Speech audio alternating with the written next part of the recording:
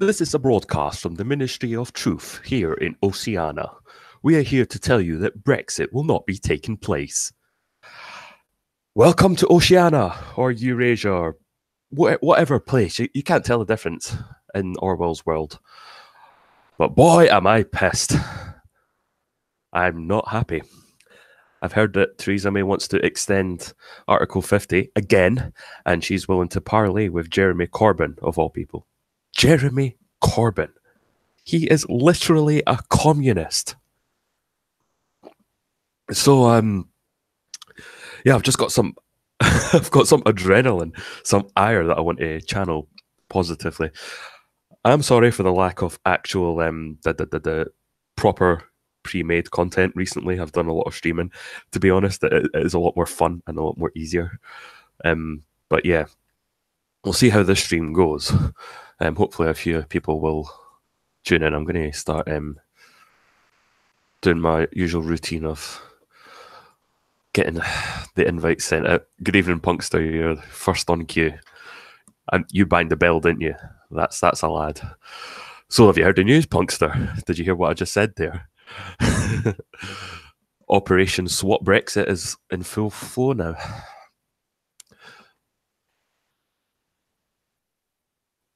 Right, let me just get this out here.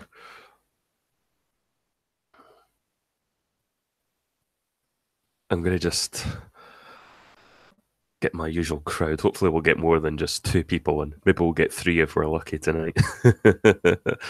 Oh boy, oh boy.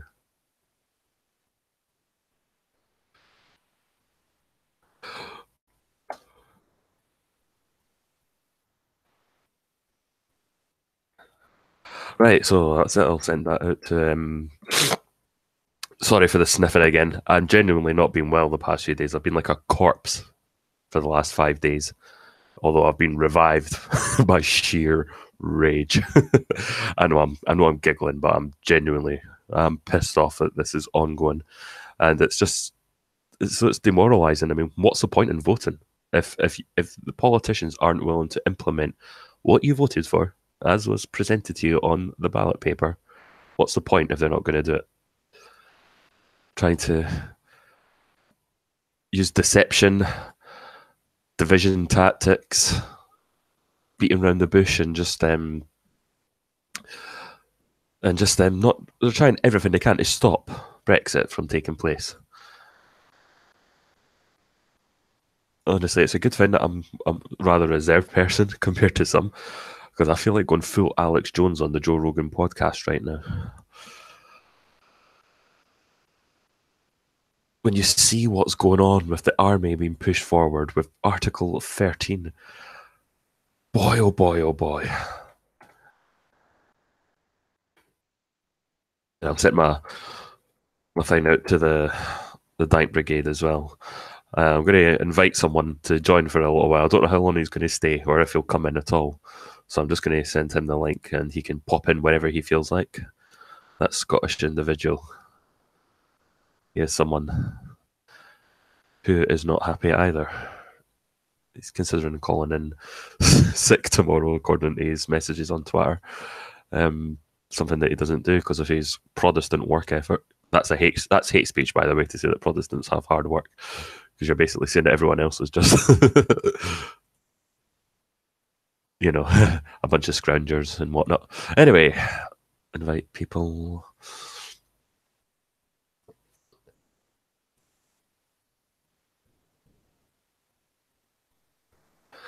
By the way, this isn't just going to be 1 or 2 people in it. You know, I might consider anyone who wants to join if they want to have their say on this. This stream is going to be as open as Sweden's border policy. So if you want to jump in, anyone, you're more than welcome to. So I'm just going to get that invite sent to comrade individual. New message. They might give us 10 minutes or so. Next. Blah, blah, blah. So there we go. Invite sent, the first one of the evening. And I've got a feeling it probably won't be my last either. That's good that the notifications are working for me. I've got just over 2K subscribers. while I'm waiting on them individual, yeah, comrade.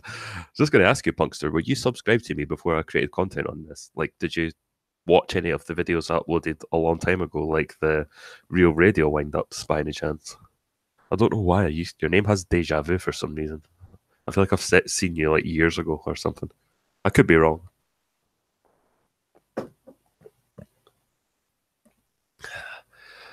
Oh boy. So the question is, has Theresa resigned yet? And the answer, of course, is no. She has not, and she won't do. Although she was willing to step down if Parliament would have voted for her awful deal, which she tabled for a fourth time. Yeah, you watched some of my stuff and was sub for ages. Yeah, I don't know if you happen to have been subscribed to me back in 2008 or 9, but I used to put a lot of pro Scottish independence stuff back then. Long gone days. That won't be happening again, I assure you.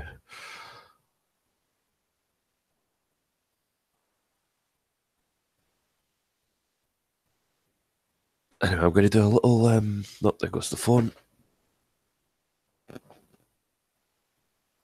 And it's a notification to say that the International Space Station is in sunlight. Whoop-de-doo.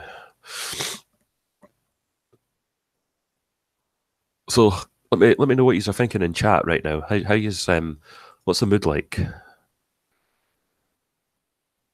2014, yeah, that's fine. You missed all the bollocks that I used to put on this channel. The earliest videos that I uploaded a long time ago, I've only left them up because of how popular they are and people like them. But I do think that considering I don't get that many viewers for newer stuff, I've had a couple of videos that have gone semi-viral, but not really. I think most people just like subscribe because they like the real radio wind-ups. I've left it there just for fan purposes. If my channel does end up becoming like better, I will have to delete some stuff. I've got an Oasis on there which should not be there. But I just don't have the heart to bring it down. It's one of their best songs, a B-side. Anyway, back to the point at hand. Yeah, pissed off is my kind of mood. I mean, we are seriously flirting with the prospect of a Corbyn government. She is an absolute snake, Theresa May. And we all knew this was going to happen. Let's go back to the 24th of June, 2016. Watched multiple videos that day. Some surprised, others impassionate. Paul Joseph Watson put one out saying that that the battle had only just begun, and unfortunately, he was correct on that occasion. The battle had only just got underway, and they've done everything they could. First things first, right?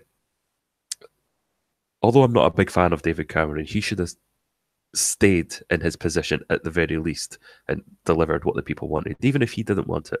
But no, he steps down, he throws the responsibility over to May. Now, Cameron is a better Prime Minister than May, in my opinion. He's not great. That's not exactly an endorsement. If you look at Theresa May, it's not very difficult to be any better than her. Even Corbyn probably could at this point, to be honest. But then there was no Prime Minister then, of course, so there was a race for the new one to come in, and it was down to Andrea Leadsom, who voted for Brexit, and Theresa May, who voted and campaigned very hard for Remain. And I think something happened. This is what happened during it was like the debates for being party leader. Andrea Leadsom said something along the lines of, I worry about my children's future, and that's why I voted to leave. And she was going to be aimed for a party leader. And if she'd won party leader, she'd have been the Prime Minister. We'd have had a Brexiteer Prime Minister, which was a bare necessity for getting this done properly. But then Theresa May apparently got upset because she thought that was a dig at her because she had no children.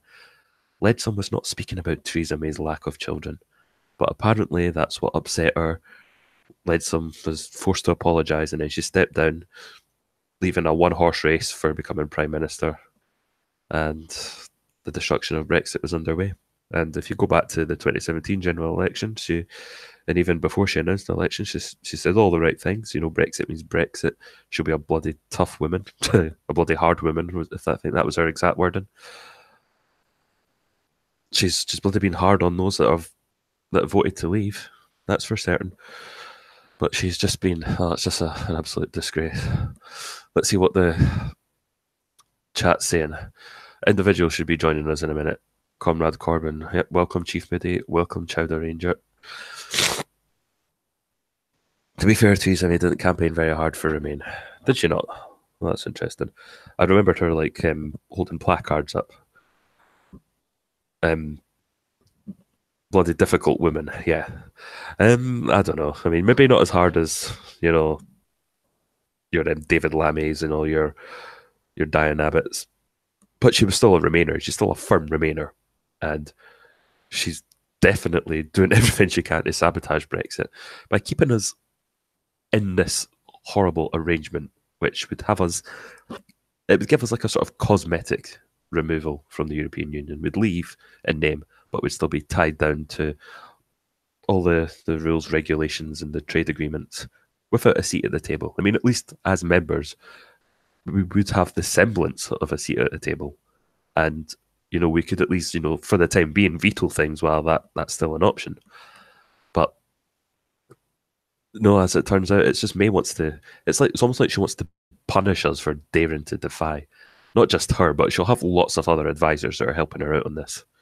The unseen, the banks and the industrialists as well, who have been advising her. Let's cause a catastrophe. Let's make those damn leavers wish that they were still in the EU. Welcome, Polygon. To hear about Tommy Robinson, his channel be put into a limited state. I remember watching a video earlier today from V about saying that YouTube didn't get rid of his account. I didn't pay much attention. I was playing a game because I'm off sick. That's what I do. I probably don't sound sick now, but the cure for a cold is rage. Oh yeah, so God, I'm really pissed. I might sound like I'm keeping a cool head, but you can see it coming, but no amount of preparation for it, no amount of nihilism. Which I'm not a nihilist, by the way, but you set yourself up for it's going to turn to shit because it's politics. You still get pissed off when it happens. Still waiting for an individual to come in. He'll have a few words to say if he does pop in. If not, it's fine. There's other people who will be who I will probably ask. I'll probably just I don't know. Press 1 if you want me to just put the link to to actually join in the live stream out on the internet. Press 1.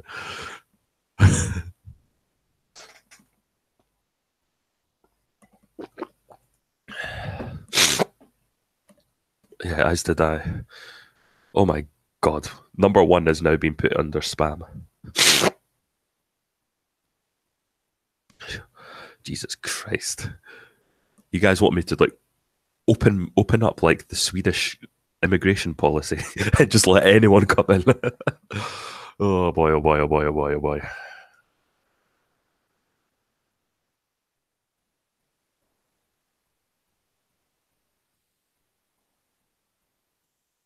Okay, still waiting. By the way, if Scottish individual does come in, be prepared because he does talk quite a bit, but he does, he's got a lot of passion, and it's going to be really fun speaking to him again. I've not spoke to him for quite a long time. Yeah, numbers are spam. Is this because this is like sort of what you could call memetic behavior? Press 1 for this or that, or it comes under spam or whatnot. But yeah, numbers. I mean, I requested you to press numbers. So YouTube is Islamophobic. I don't know, where did you get that from? Numbers? Is it because the numbers are off the Arabic script? It's true, the numbers that we count with are Arabic in origin. It's not like traditional Arabic numbers, but they originate there. Number 8 looks more Arabic than any others. That's like probably my useless theory of the day. Yeah. So I tell you what, press Roman numeral 3 if you want me to send this out. Let's see if that actually counts as spam. Let's see if going back to our traditional roots will be a workaround. Actually, Hindu numbers. Is it? Oh, find me a source, please, and I'll put it in the chat, and I'll approve it because I've got to approve links now.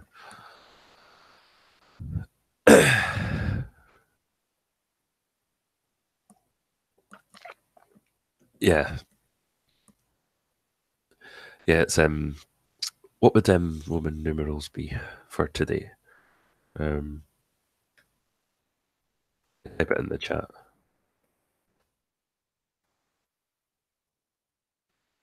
And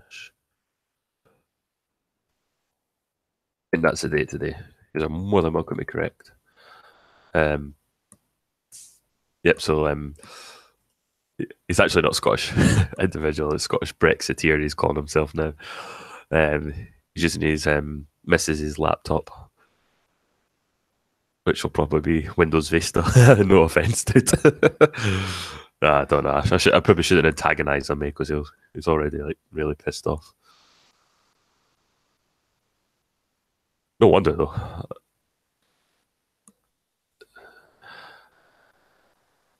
Give us wrenches so you can post links. Do you need wrenches to do that?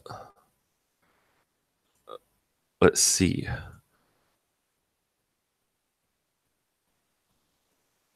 Well, I think I've given you one. I've selected you as a moderator. That's saying this could be your trial, but when I set up a subscribe star, only paid members can be moderators. I'm joking. I'll see. I'll see how well my content does, and if I do okay, then I might set one up just for people to throw in a penny here or there. So yeah, who wants wrenches?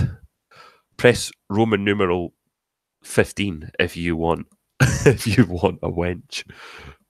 A wench. A wrench, sorry. I said wench. God. God, I'm absolutely delirious, sick, and angry.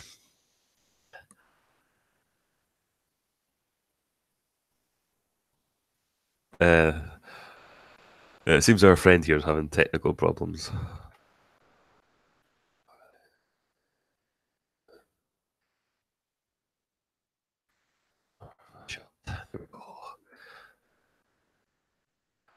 Wench.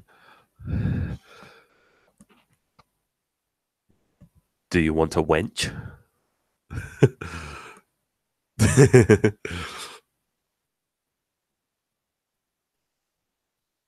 And it's just a link to my own live stream. That's all right.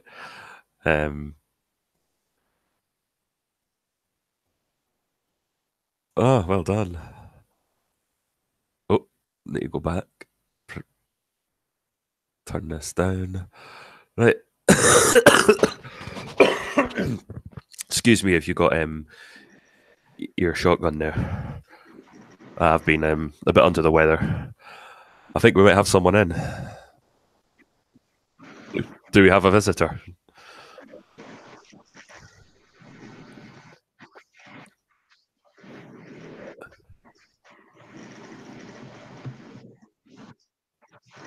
Warriors before wenches. We've got an absolutely shambolic wench in 10 Downing Street right now. Wrenches for wenches. Yeah, Polygon, you can hear something. That's I think it's Scottish individual. He's in the chat. I don't know if he's talking. Do I try saying something, dude? Can you hear this? Yes, I can hear you. How is this? Can you hear this? No, it's me. It's Scottish individual. Can you hear me? Yeah, I can hear you for now. Yeah, there was a minor breakup, but you should be okay for the time being. Oh, I haven't spoke to you like verbally for a while, so apart from the shit that's going on, how you doing?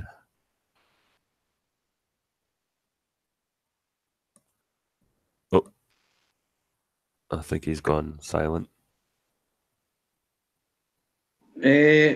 Well, there appears to be a delay, by the way, or some type of feedback because I'm coming through the notebook mic. All right. Well, I can hear you fine. Let me know if you guys in the chat can hear Scottish individual.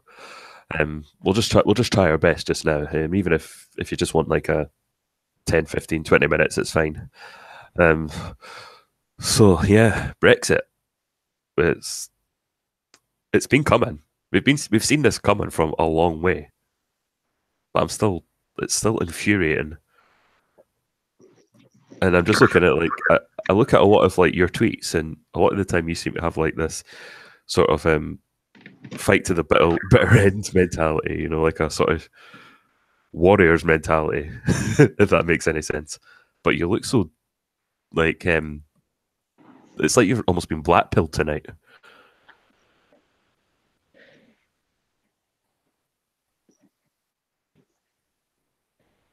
There's still a bit of a delay. He's probably talking right now as I'm speaking. Yeah, I'm going to try something else because this is unworkable for me. I'm hearing everything you say like 5 seconds like after I speak. I am. Right. All right. That's fine, dude. Feel free to just tinker away and see if you can get something to work.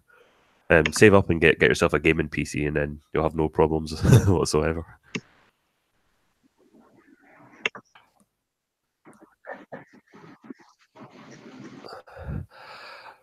Anyway, in the meantime, I'm going to have a look at those links that you were.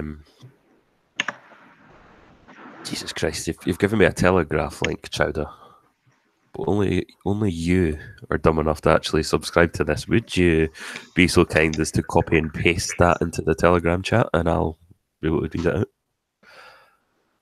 The title is Theresa May to seek Brexit compromise with Jeremy Corbyn and ask EU for second Article 50 extension. It's not going to end. This extension, as soon as the clock runs down, there's going to be another, and it's just going to drag on and on. Yeah. It's just, oh god, it's so infuriating. But yep, he's going to get it. Right. I think maybe this is working now. How's right.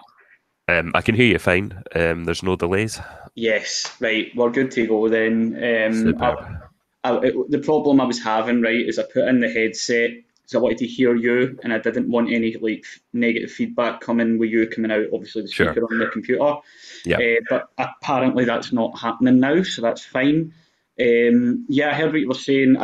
Although when I say I heard what you were saying, I heard a little bit of what you were saying because I had your voice, then my voice, like 5 seconds after I'd spoken. It was a fucking nightmare, man. No, I can imagine. I can actually hear myself back a bit, but it's not so bad. I'm happy to put up with it if it means we can like talk in live time instead of just like shouting down a cave and then you hearing my voice like 10 minutes later. Yeah, I mean that was pretty crazy. But you were saying something about my tweets, something about a warrior, and I missed that. I was A like, warrior. No, what it's the just hell like is you've that? kind of got like this warrior mentality and this like sense of like never giving up. That's what I get from like some of your tweets. But you're so Yeah, like blackpilled and dejected tonight, and I yeah, can totally understand why. But you just got to like resist the black pill and just. yeah. I know. I know it's hard to put faith in politicians, you know, Hmm. because they are mostly the overwhelming majority self-serving. They're Indeed. not doing they're not representing their constituents. A lot of them. Yep. You know why I think a lot of them like the EU so much? Go Because on. they can cede responsibility to the EU, and they can just sit there Hmm. and just take their nice pay packet and their respectable job title. No, If we leave the 100%. EU, they're gonna be held to account. They're gonna actually have to get their finger out their arses and start actually delivering. So Aye, no they'll wonder need to most of fucking them. work. They'll actually need to work. They'll need to do what Yeah, politicians do in most countries that aren't in the EU, which is you're answerable to your electorate, you're answerable to your own people, your own yep, business. As things stand, they're answerable to like globalist, multinationals that are tied into the EU, well, invested in the EU absolutely, yeah. project. EU protectionism is a very fucking real thing. As we're finding out, we're getting to see it, unfold right before us. The reason, by the way, that I was a bit more dejected than I normally am is I knew when they extended it to April 12th. Now, I knew that they were kind of like testing the water a little bit just to see how far they could kind of push it. And then Mhm. when there was like the big Brexit march and there was a lot of social media activity, There was a lot of like kind of pushback, and you could see that it was reaching some of the politicians. You had a few kind of high profile Brexit or Tories coming out saying they regretted even backing May's deal just to try and get Brexit done in any form they could. You had a bunch of people coming out and saying, there's a level of anger out there. Okay, we never anticipated that. And then you had like SNP MPs saying there was Nazi salutes and shit. That's when Oh, there this was say what? I mean, I know the other politicians are like, yeah, they never anticipated anger because they're in such a fucking bubble. They don't know how yeah, the peasantry, because that's what we are to them, yeah, yeah. peasants. They don't know what we go through. But what's that about the SNP? They Oh, it calling was us Nazis again as usual. this was quite a funny one. I was tweeting about it at the time, retweeted it. I can't remember if it was Joanna Cherry or Hannah Bardell, but it was one of them. Had videoed a Scottish flip band, right, who were marching like down with all the Brexit march, the Brexit marchers. Oh, I think I remember seeing an image of that. Yeah, that did they have Uh, their sashes on? Well, they had full uniforms. They had a couple of sashes, glorious in the sun.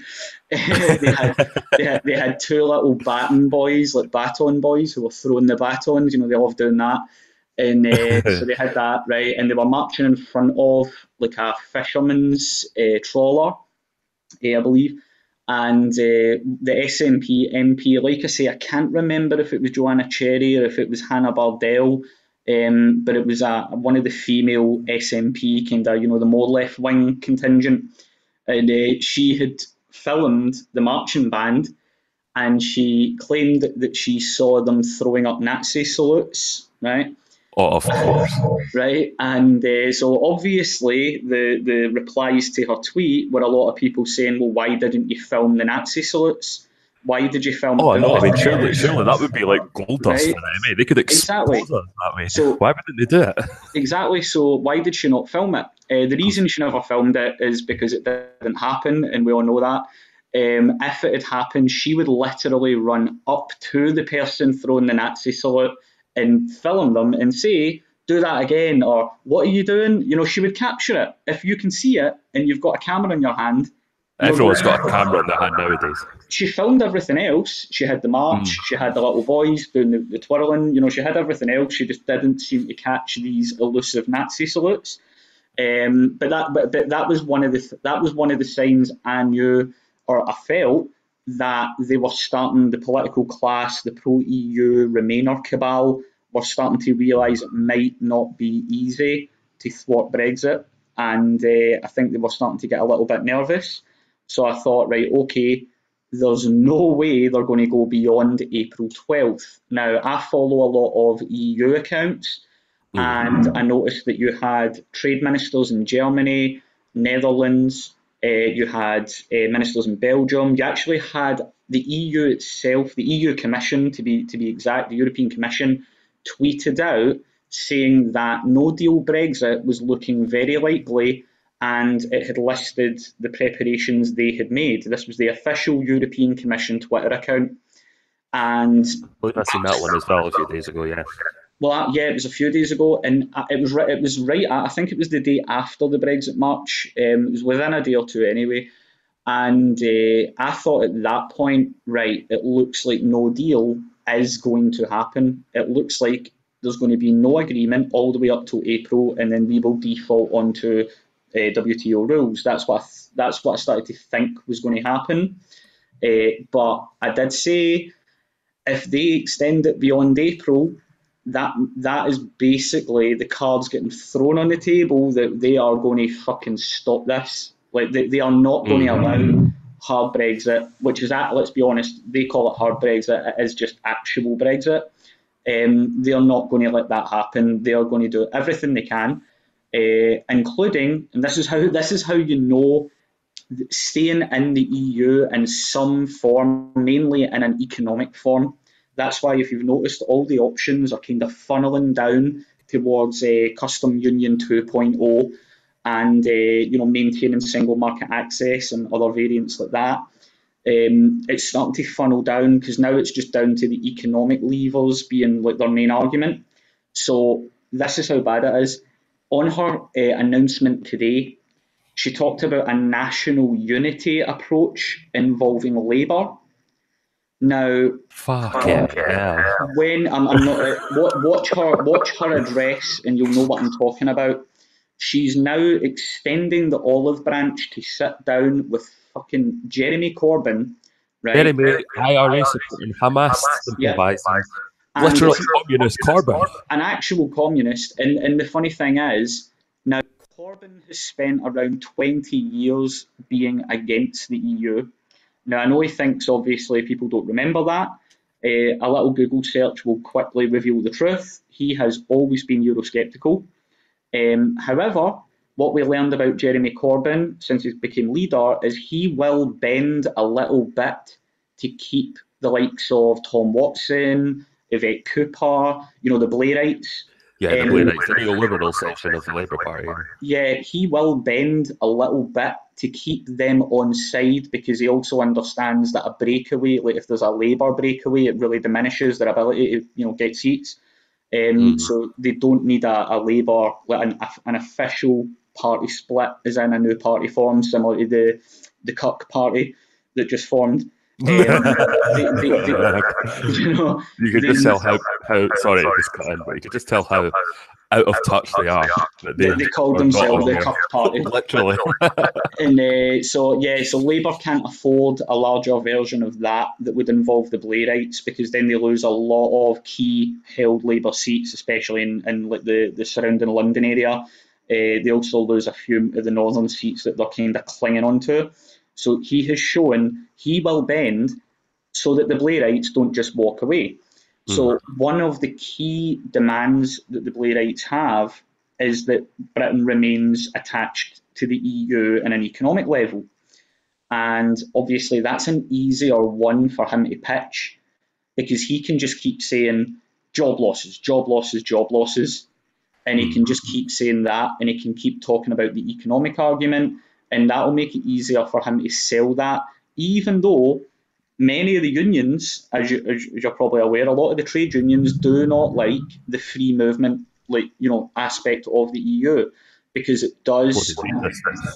Well, it deflates wages. It creates competition for unskilled work, which means that obviously more working class, lower end, uneducated British males then have to compete with imported EU labour, and there's a whole different variety of HR issues, things connected. It's actually easier and cheaper to just hire an EU worker than it is to hire a British worker. So you have all those issues. So the trade unions are not that keen on the free movement aspect, but if he can come back and virtue signal hard enough about job losses in the economy, he's hoping he can kind of play to, what is it Hillary Clinton said, a face for public and a face for private. So even though he's not too keen on the EU, he just wants power, because he thinks, look, if I get in, and if the EU get in the way of my economic programme, because there's a lot of nationalisation. There's certain areas of nationalisation that are not possible under EU legislation. So he can play the kind of the two sides of the same coin kind of thing, and he can go, oh well, look, economy, jobs, the economic impact, all the experts are saying it, because now he rejects experts when they attack his manifesto, but he now suddenly seems to agree with them when it comes to Brexit.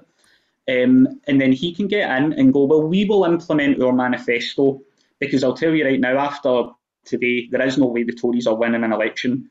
It's just not going to happen. Oh, they've fucked themselves in the arse big time. They have fucked themselves. I've been retweeting it. I went straight to a Premier League forum, and I was reading the comments, and almost across the board, people were saying, look, fuck it, let's just let the commie come in, because sometimes, there's that saying the Freemasons have, ordo ab chao, order from chaos. Sometimes the worst taste in medicine is the medicine you actually need to fucking take. I suppose it is. Well, it's kind of like maybe there's the realisation of I'm actually really mad. It's actually disorientated me quite a bit. Go on.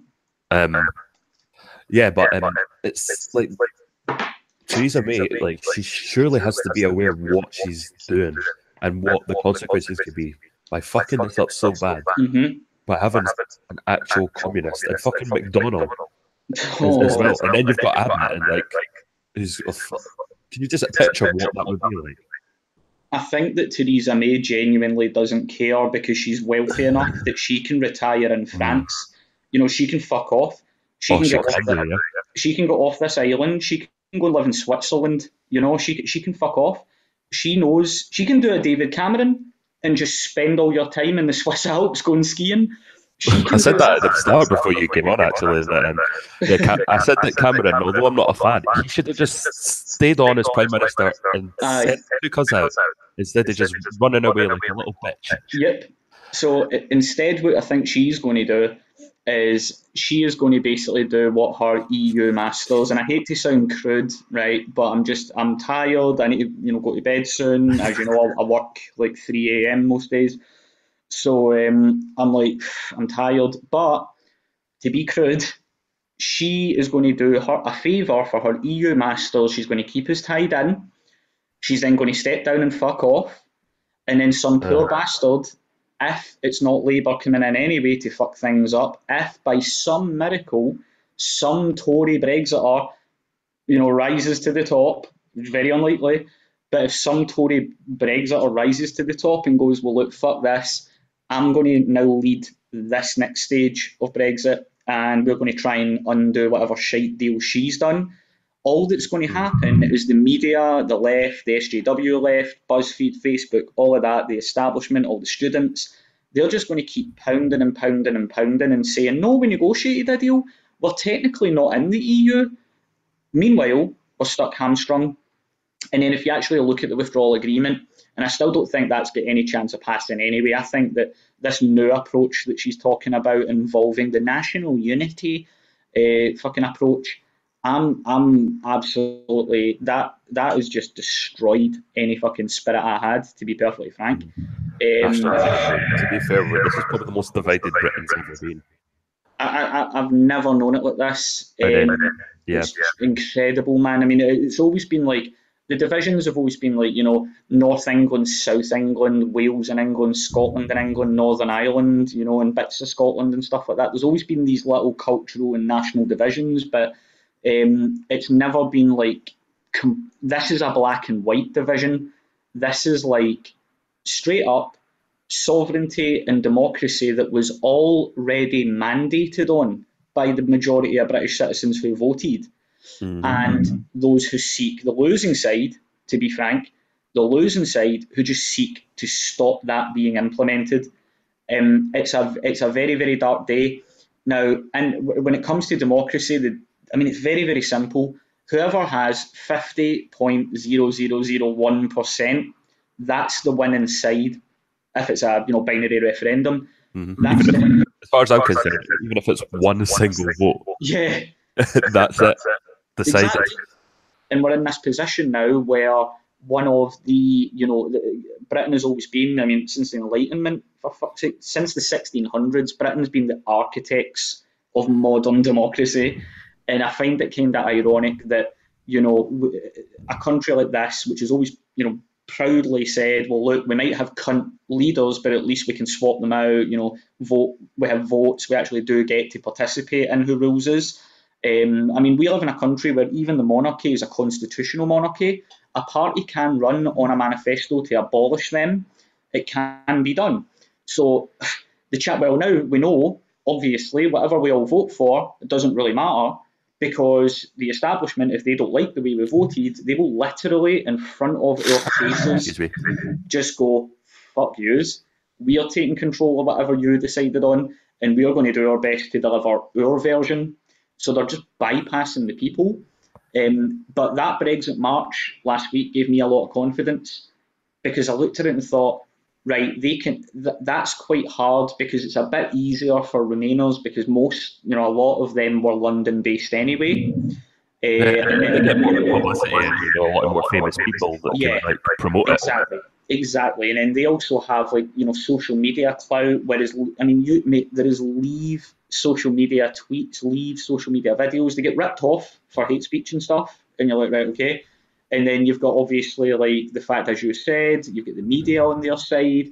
If I switch on, say hypothetically, some shit daytime TV, loose women, right, this morning or something like that. All of the debates they have about Brexit, it's always from the point of view of Brexit is bad and how can we sort this mess? But they don't mean a mess in terms of what Remainer MPs, a Remainer Prime Minister, a Remainer cabinet, and a Remainer media. They don't mean the mess they've created, and it is them who have created the mess, by the way. When they say this Brexit mess and Brexit shambles, they just mean the decision to leave the EU anyway. They just mean leaving the EU. When Brexiters talk about the shambles, we know that we are referencing the shambles that our political class have made of it. There was going to be challenges, there was going to be difficulties, there was probably going to be job losses as businesses have to cut their cloth. But the whole point is that if you want to make an omelette, you need to break a few eggs. So we would get the difficult stages out the way. We would work hard as a country. We would allow our politicians to deal with the trade deals, and we do have allies around the world, and we do have a huge economy, and we do have the City of London financial centre, and we do have a large central bank and a strong currency. Even diminished, the pound is still one of the strongest currencies. So we've got all of these things that other countries would literally, rip your arm off to get, and we're stuck with this Remain establishment who are so fucking. I mean, you brought up a good point when I first came in about the fact that they're going to have to actually work. As things stand, they Well, don't they're work. terrified of it. They can't even negotiate among themselves about, are we actually going to leave? They can't even do that. They can't even do, like, they don't understand the strength of feeling among working people. I've made the point on Twitter repeatedly, and it's not me, and I don't say it with any relish. I say it with despair when I bring up the fact that when you take democracy away from the people, you're left with something very fucking dark. And we've seen it in human history throughout: violent revolutions, civil wars, communist uprising, far right uprising. We've seen all of this repeatedly. When you take democracy away, or if you don't have democracy, all you're left with is fucking hell. And cunts, these cunts that make up our political media class, they're so sheltered, they're so safe. I mean, their idea of danger is that Waitrose might run out of Hidiki olives. They're no fucking. They don't have any fucking idea what it's like, and they don't have any idea that there's a lot of people out there who are, and I hate to say it, but it's the truth. There are people out there who are thuggish and violent, and when they feel that they've not got the legal civilized route to democratic change, they go down another route. We have an example over in Ireland. I mean, we have lessons that we can learn from fucking 40 miles away. You know, Yeah. if you take away a democratic approach, and by the way, the IRA didn't even need a democratic approach because they had a referendum. You know what I mean? They got a referendum that had three options on it. They lost, so they just went, fuck it, we're just going to start bombing them. And that's sadly what they did. But you need to understand, or they need to You can almost understand. call them like proto-remainers with attitude. Actually, can I just pause there? Can you guys hear me clearly in the chat? Because every time I'm talking, I'm hearing like a wave of noise. It is echoing because of your computer. Yeah, well, But it's not a problem because we can at least talk. Well, it is a problem, but it's a more bearable problem than the last one. If that Two makes sense. seconds. I'm going to try something else. Actually, this might work. Right. I Right. sent out another invite to. Can you to hear that. me now? I can hear you fine. Yeah. Now, can you hear yourself better? I can't hear myself at all. Right. Good. There That's we go. it. Sorted. I Perfect. sent an invite to a girl called Sarah who appears in V streams quite a lot. I don't know if she'll come in. She's like a very elegant lady, like conservative, like proper conservative. I Oh, don't mean cool. like the cuck-servative. She may or may not come on. If not, then I'll send the invite to anyone else. Yeah, cool. I'm surprised no one in the chat's begged to come on yet. I mean, well, I'll be obviously, I need to go soon, sadly. Yeah, Like, I mean, I need just to one go in like second. 5 minutes. My apologies. That's cool, mate. I mean, it's just fucking, as I say, like, I don't even know if I'm going to go to work tomorrow. The way I'm feeling right now, I just can't be fucked. 'Cause I work in a warehouse, I move a lot of fucking stock, I have a lot of duties and stuff, and it's all physical, and it's at fucking 3 and 4 in the morning, it's cold, Sounds you like a very know. working class peasant job. Yeah, It it's, sounds don't like worry. your job tells me that you're not in a position to speak about complicated things like politics. Oh, I know. That's I'm much better. not. The I'm really, feedback's really not.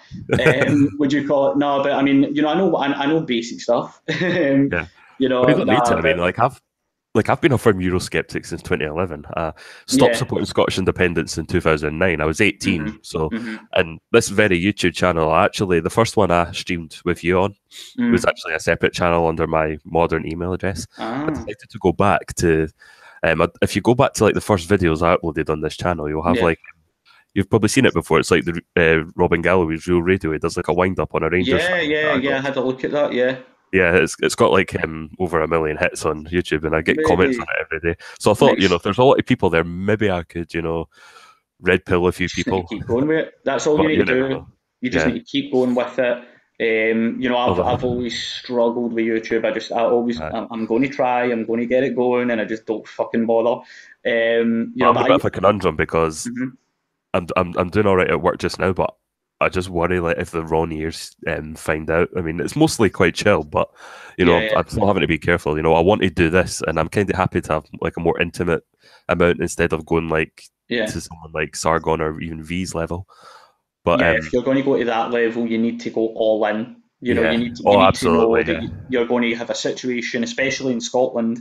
Mm. If you're to the right of marks, you really need to remember where you are. Look what happened to Nigel Farage when he came up. He Oh, literally got I chased remember off at an my Antifa the, mob. the place that I worked at the time. This absolute hippie guy he's from like Hmm. the Aberdeen area, and Hmm. he went to a boarding school, so he's your typical communist, like very Hmm. very from a rich background, and Actually, it it was like. has to be left wing. And he showed me, aye, exactly. So he showed me this Telegraph newspaper, which is sold in that particular shop quite a lot. Hmm. And it was like Farage, like walking down the Royal Mile and like getting mobbed. And he was like, "Oh, here's something you'll like, dude." And then I just looked at him and was like, "Yeah," Not but at the so same time, much. like I wasn't like a Farage fan. I was more like Eurosceptic as opposed to UKIP. I saw UKIP as a Yeah, means to yeah, an end, but it's yeah. becoming more and more necessary now. Yeah, I know, I know. I mean, voting. They're changing. I'll tell you what they're doing, mate. They're changing the fucking paradigm in a lot of places, and they don't even realise they're doing it.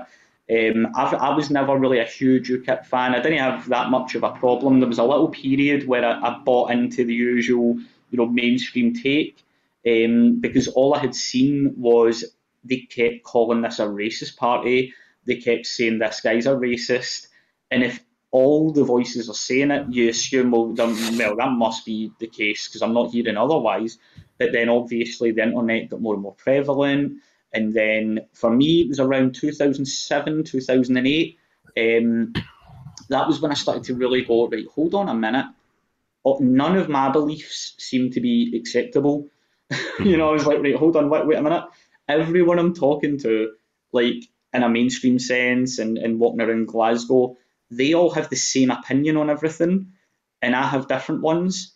And something's not right with this. And then I started my Twitter account in 2009, and it was originally I wrote like Celtic blogs, and I wrote them for like A lot's changed since then, eh? I know, fuck that. No, but I did. I wrote Celtic blogs for a few different and like pretty big actually. I don't know if you know like a Scotzine. You ever heard of them? I have heard of them actually. I Yeah. Yeah, I wrote a lot of stuff for them. I done the European like breakdowns before the games and stuff like that. And like I used to work in sales, so I wasn't always a warehouse, working class tramp. Uh-huh. No, I've always been working class, but I did have a much better job where I made a lot more money, and it was just there was certain circumstances and life things that Mhm. happened, and You find your like a sort of more manual labor job better. I Do find it it if so like much better. I was actually shocked at how much I do enjoy it, and I do actually enjoy it. I probably will go to work tomorrow because there's yeah, this just weird sleep it off. You'll be fine. yeah, there's this weird satisfaction you get when you've done a good physical day's work and you control everything. You control the pace of the work, you control the volume of it. You can work at your own pace, and on top of that, I do a lot of like health and fitness. I do like to stay in shape, and it makes it better because I can do like if I miss a gym session, and I've got a home gym as well that I've built myself over time. So I've got like a little home gym. If I just can't be bothered, and then I need to go over to Morrison's gym in Kilmarnock to use like the boxing equipment, they've got like everything you need there. So I've been going there since I was a kid. So I go over there a lot, and if I miss that session, it doesn't really matter because I've actually spent like 7 hours moving thousands and thousands of kilograms. So Sorry, dude. Sorry, dude. I just saw something that's on. every day. But I I'm do. gonna share screen. I think you should see this before. It was What is it? it's the Imam of Peace, peace be upon him. It's said something pretty Right. funny. Let me go into screen share. Just check I've not got There we nope. go. Organic. What did you say? Organic genderless Genderless ginger bread gingerbread fingers. fingers. Vegan. They're also vegan. Have you noticed Uh, that like a lot of like detergents and like kitchen sprays have got vegan on them as well? I mean, what the fuck? I know vegan Why does everyone have detergent. to have vegan? Is this like their halal sign or I something? know, I know. But I mean, look. Well, the good news is, anyway, just to finish off there. Yeah, no, I like doing the physical work. Blah blah blah. I Yeah. enjoy doing a more physical job. It does kind of synergize well with my type of character, and I do have a solid work ethic. Growing up in the East End and the Baltic, and then along at Calton, you don't really have much of a choice. You better know how to run, know how to grab something heavy and survive. You know how to dodge a blade. But yeah, so anyway, just before I go, I'm not. I'll tell you where I'm not negative. I'm not negative in the fact. In fact, no. I'll finish what I'm saying. In 2009, when I created my Twitter, I was originally just Celtic blogs talking about football, Can I and then just cut you off? How did you feel about the result on Sunday? Do you not give a shit anymore? not really, mate. To be honest with you, it doesn't really. It's like It it was strange, never. like, because when Celtic scored their goals, because I was a Yeah, huge Celtic fan. I say it was. I'm sort of in that sort of period where I'm like, nah, maybe like Larson's still my hero, but yeah. I can't. I know. Like It's really hard. he'll always be my hero, Henrik Larsson, no matter what. Yeah, But same. I just That cannot era. endorse what the Green Brigade have done and what has gone on at the club and all that. It's the. I tell you, it's the When we scored, I was fans. like, good goal. But in the It's last two mate. minutes, like when it was like 2-1, I was like, oh, this is Mhm. quite tense. And then when the whistle went, I was like, nah. You know what it is? It's like it's the fans that are the real problem for me, and the fact that the club just refuse to accept that there is this weird growing, and it is growing, by the way. Mm. It's this weird monolithic that they've now been able to link the Green Brigade and their organisers. And by the way, all the guys that really lead the Green Brigade are like 50 and 60-year old, but all the other wee foot soldiers are like teenagers and that. Yeah. And would you call it? So the thing that they're doing, and this is where I absolutely that's one of the reasons that I had to draw the line.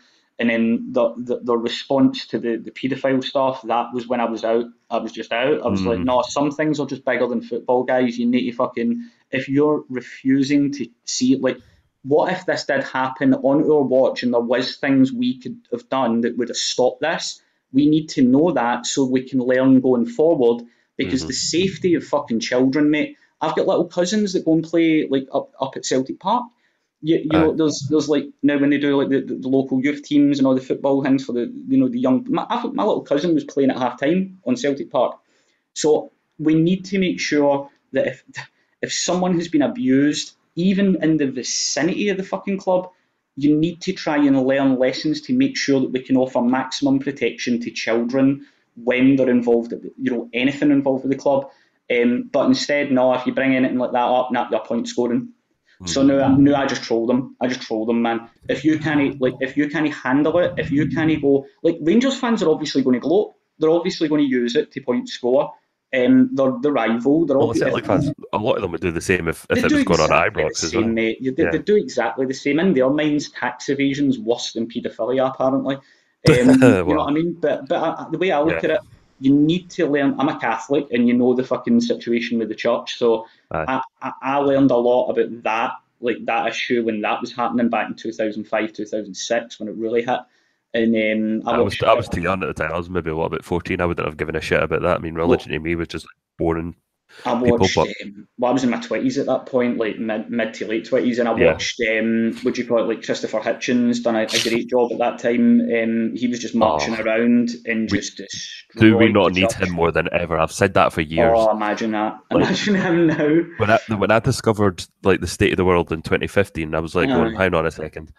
I think like well, I've not said this every day, but between then and now, we've needed him for so many yeah, different yeah. things. He has not Islam, witnessed not Islam's just one of them. not just Islam, but you see like Australia. Yeah. intersectionality. You know, Oh, like he would go crazy gender on this. politics. God, Identity based politics.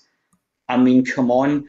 It's just like I don't. I honestly like. And I get. By the way, I do get. See all the wee alt right guys, and I know like I got on quite well with a lot of them. A lot of them don't like me for other reasons. I don't bash Israel every 2 seconds, etc.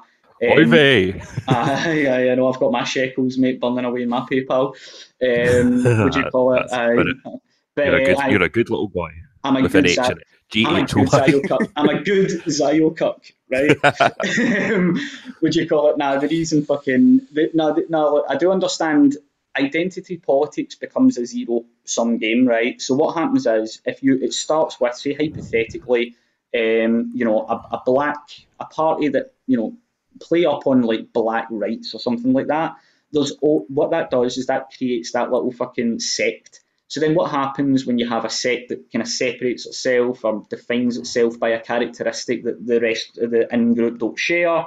The rest of the in-group will respond to that and they'll go, well, if you can do that, why can't we? So obviously that's how you end up with not just like Muslim identity politics and black identity politics and LGBT identity and then white identity politics. Non-binary and all that. It's all over the Yeah, place. it's Like because they all come from the it's same thing. successfully like balkanized everyone really at this Mm-hmm. stage. The And it's like cultural it balkanization. transcends like Yeah. it does ironically transcend borders. You'll have like all these like identitarians like from Australia to Canada to here. Yeah. It's Yeah. it's awful Well, I mean that's what's the going funny on. thing, but like I was saying there, though so even though like the wee alt right guys and the identity politics and stuff like that, you know fine well that Hitchens would have been against all of that. Mm-hmm. He would definitely have been against state censorship of, for example, when New Zealand removed Jordan Peterson's fucking self-help book What's that got after to do with the shooting? exactly It's after Christchurch, it is saying that digital. Well, it's not just digital. It's literal, like almost boot burning with minus yeah. the flame. Yeah, and Hitchens obviously would have been there to see that, and I didn't agree with every single thing that Hitchens obviously believed in, of course. And another thing I liked though was the fact that Hitchens was a socialist and lefty, all the way up, and then he started to actually question the left as well. So I think that was quite good, and he more evolved, maybe more centre, I would say. Still had some lefty socialist ideals and stuff, but that's natural. A lot of people are going to retain some of their original core ideology. But I think that the fact that that guy was capable of going, well, I was wrong on this, I was wrong on that. He'd done that when it came to the Soviet invasion of Afghanistan. There was a lot of areas. Hitchens was very good at saying, look, I got that part wrong. I've maybe thought of this wrong. But he would definitely be ardently supporting Brexit. I know that fine well. Even if, I know it fine well. I know he would have opposed Brexit because what do they always say?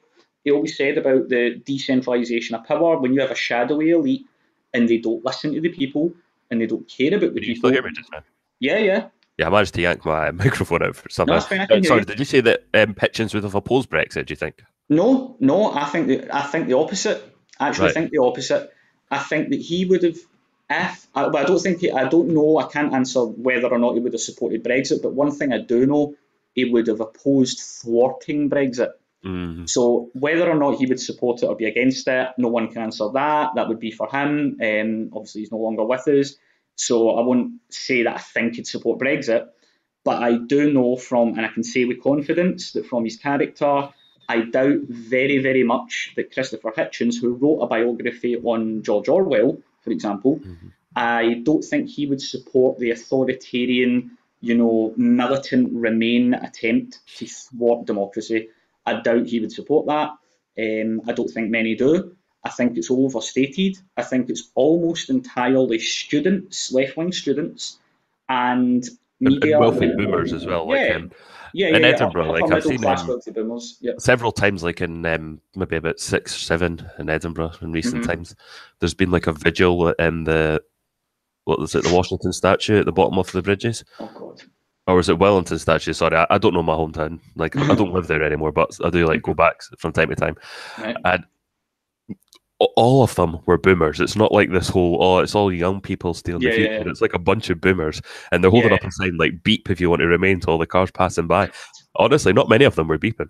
Yeah, yeah. Some I of can them. imagine. So it was just been a combination of people who disagreed or who probably just even Hmm. more so didn't give a fuck. They would have been like, "Oh, shut the fuck up." Well, I But mean, in that regard, I am quite lucky though because I live in the only area in Glasgow where there's Union Jacks swinging for the lampposts.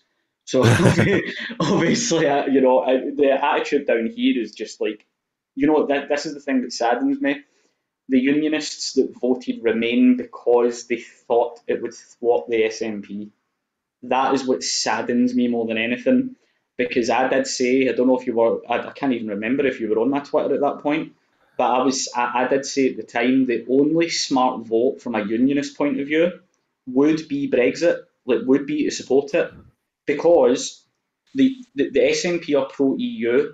In 2014, they were less like pro EU, but they still had it in the white paper that to reapply for the EU. mhm. They still felt that was the way forward. That's fine. I disagreed, but obviously that's what their pitch was. So I knew full well that if Scotland had voted to leave and the UK had voted to remain, the SNP wouldn't really push it too much. Like they would say this is yes another reason to show that we are not getting what we voted for, but it would not be as intense because the SNP do receive EU funding and the SNP are very pro Europe. There's a reason that Nicola was taken to Brussels twice within a year of that vote happening. It wasn't that she was taken there. It wasn't she was taken there just because they like the SNP. She was taken there because there's funding connections, there's Scottish Government programme connections, and she was grandstanding. You know that the thing that always annoys me. If you ever noticed when you go by certain developments, right? There's one in Rutherglen and there's one in Kilmarnock right now actually.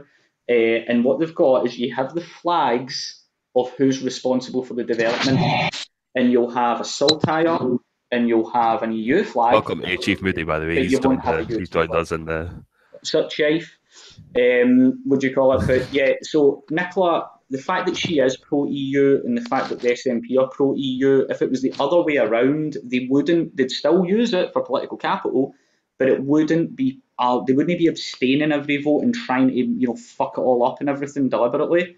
They would be more keen to just grudgingly accept it. But nah, Thing is, though, the apparently. SNP though they're committed to what they like to call independence, and I don't say independence outright because it's uh, not really it's not independence. independence at Technically, all. they want us to be even more dependent to Brussels. Yeah, You, yeah, you can't be a member of the European Union and be an independent country at the same time. you simply can't. Ireland, like for example, once a nation has become a province once again. Yeah, Does that sound familiar to you? A of nation once course, again. of Well, what was the course, point? The mate. I know, Declaration of Independence. no Um, point. Joseph Plunkett, James Conley, and whatnot. Hmm. What was the fucking point? There was no point. It turned out because they were so obsessed with Britain, they let Brussels get them.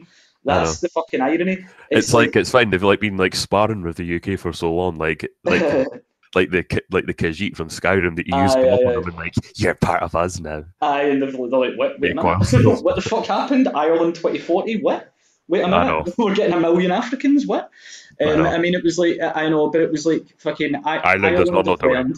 They've learned the hard way, and I think they really knew, like back in 2008 when the UK gave them those separate bailouts. And then on top of that, they've had a lot of difficulty because of the EU's austerity cap, deficit cap. So you've got the 3% limit they can't go above. That affected Ireland. Then on top of that, they need to use the euro.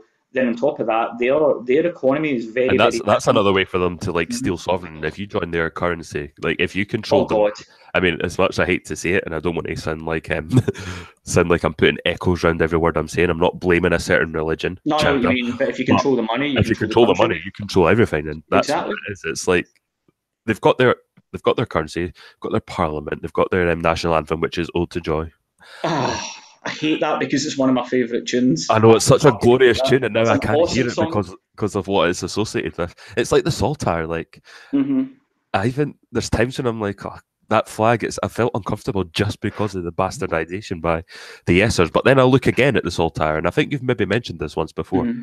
It's the wrong shade of blue. It's like blue Yeah, check yeah, yeah, mark yeah. shade of blue. It's like Yeah, it's so light. It's like they changed the Scottish flag they to did. match that of the Yeah. Yes logo. They never changed the Scotland flag to match Yes. What they did was in 2002, if you Google it, you'll see what I'm referencing here.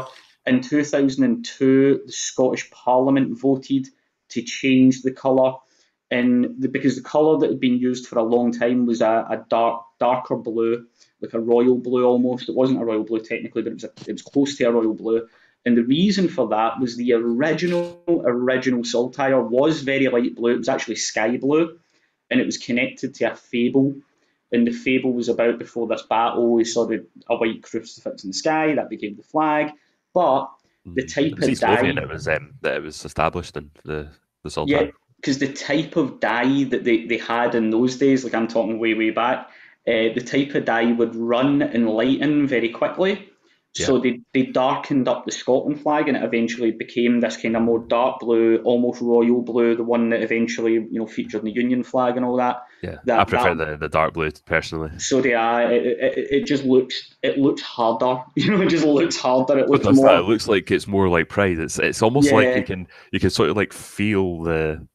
It yeah. could There's almost be like depth. the Unionist Scottish flag and Yeah, yeah, yeah, yeah. There's the Yes depth. Well, badge one. actually, I'm going to see if I can find this link and send you to it. I'll need to go in about 10 minutes, but I'll quickly see if I can find this because you need to see this.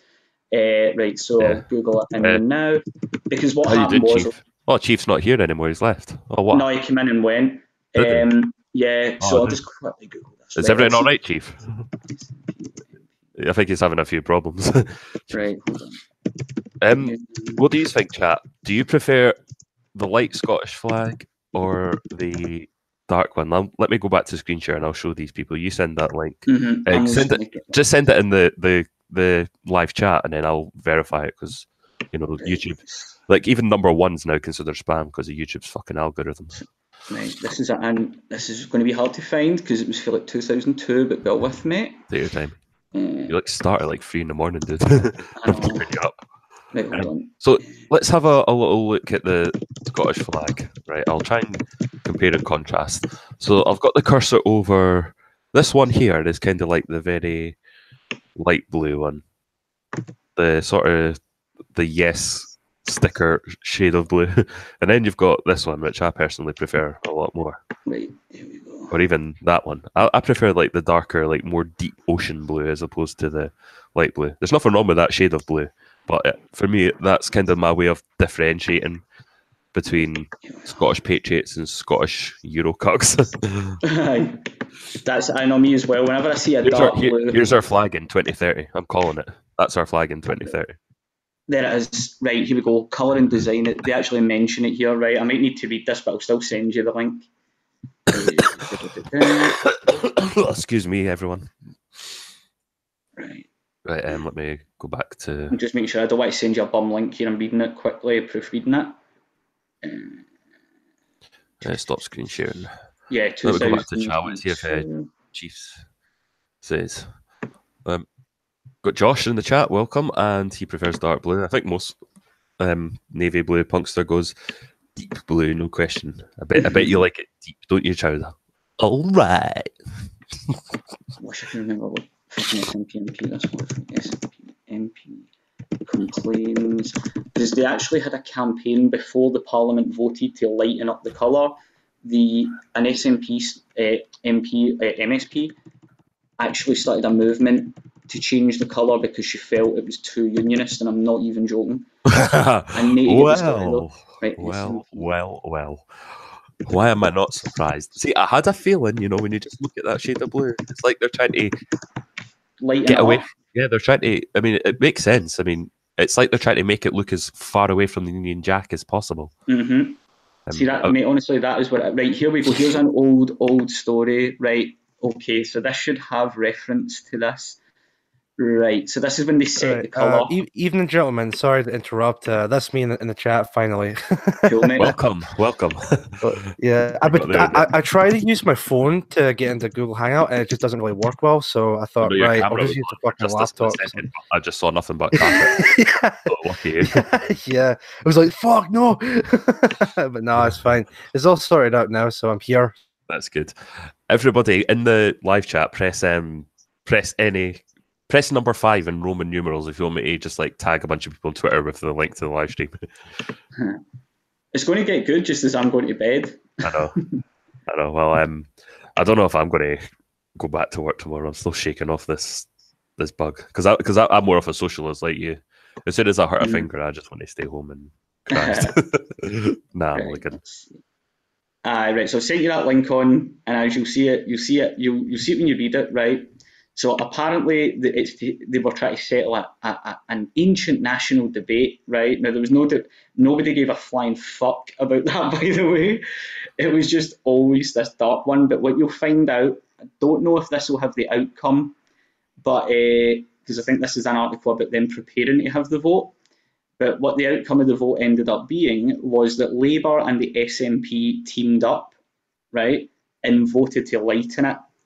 And the Tories, I believe it was Brian Monteith or someone like that, was like, no, we should just leave it, it's fine.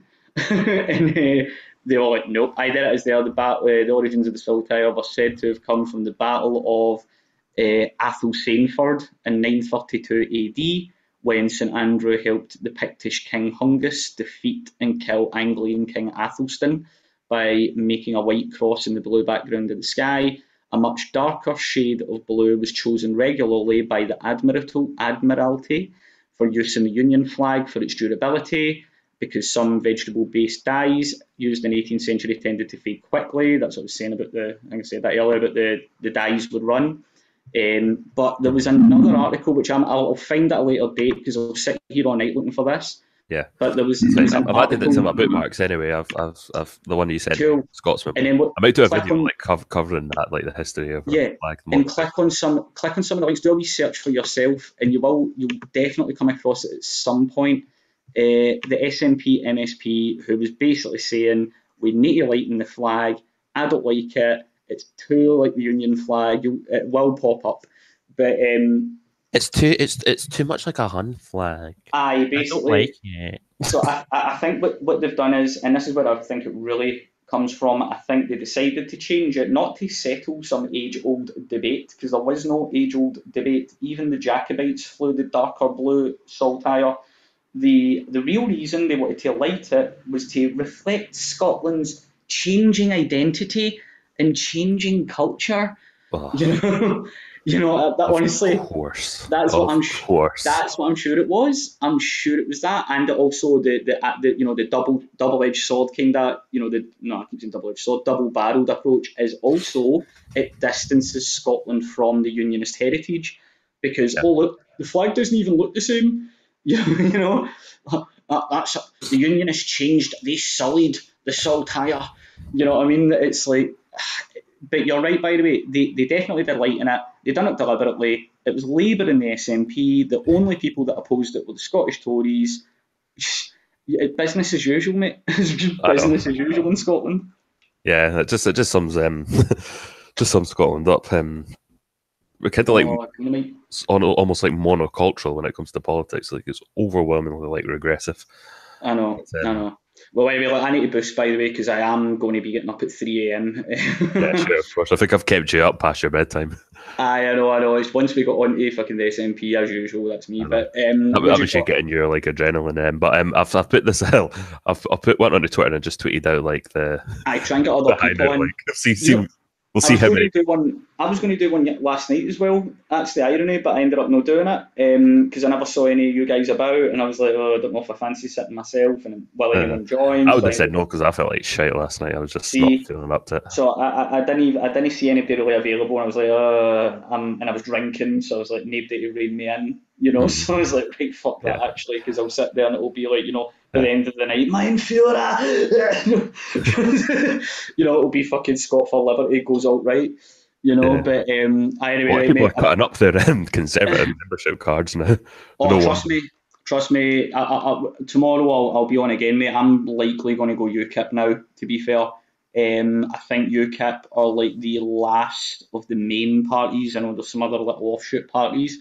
Which I don't think is a good idea. I don't think Farage is doing a good choice, by the way, because he's effectively balkanising the pro-UK movement, and that's just not smart. That's very similar to the mistakes that unionists in Scotland make. You know, if you divide up your core like cause, you know, like even though I can disagree with a Scottish Labour guy, you know, at the end of the day, we can at least fall back on, we both agree that Scotland's a bit better in the UK. You know what I mean? And it's like we can at least fall back on that. I'll be perfectly honest. There is a circumstance which I could support Scottish independence. I've made that clear as well, mate. I've made it repeatedly clear. Got to change. Like, it's got to have a First Amendment and Second Amendment. It's got to have low taxes, or at least a counterculture. Yeah, so you can have like two competing ideologies. I don't want like it to be one party. You know, I was a Scottish independent supporter for a long time, mate. Long time.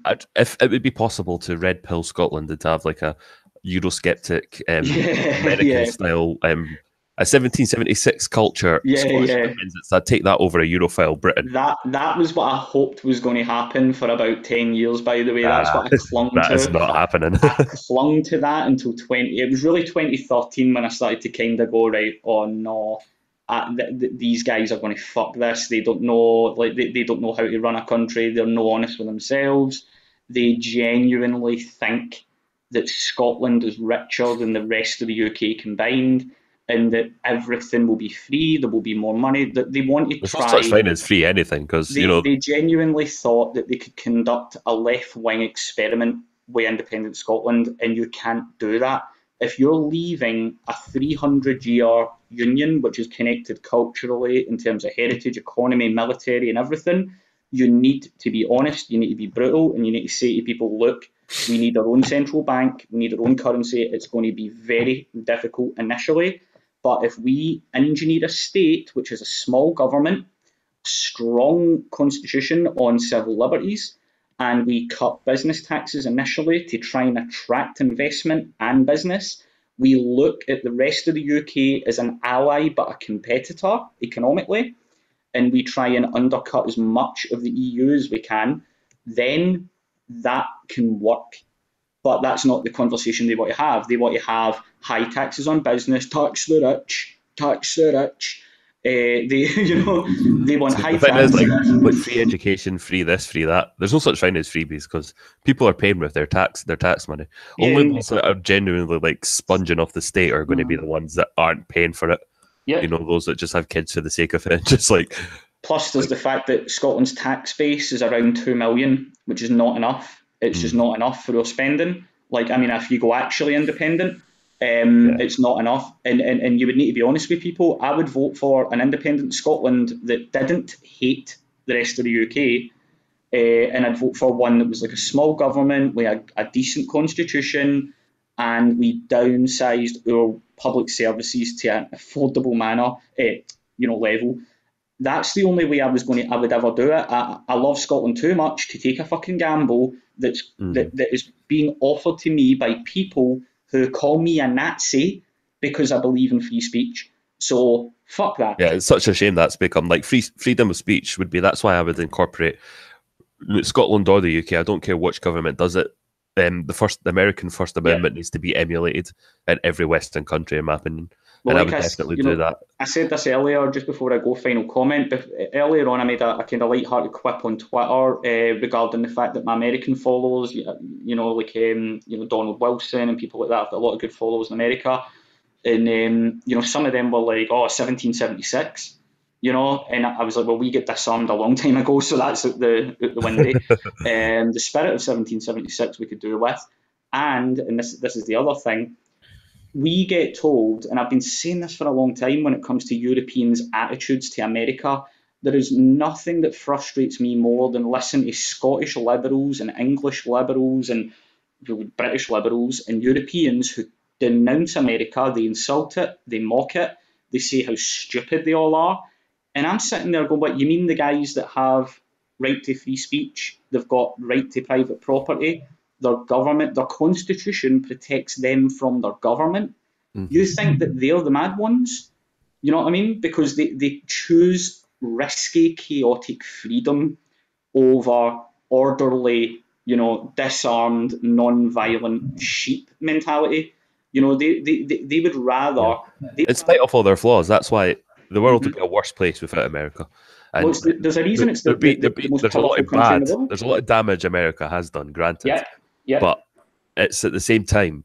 Who else would you want to start? Look around you. Do you want one Hmm. of the Arab oil countries to be the world hegemon? Do you want Russia to be the world hegemon? Do you want China to be? I mean, and see, like the EU, like I've got someone in my family who's so pro EU. She was like posting like how single use straws and other plastics, the EU are banning that to protect the environment.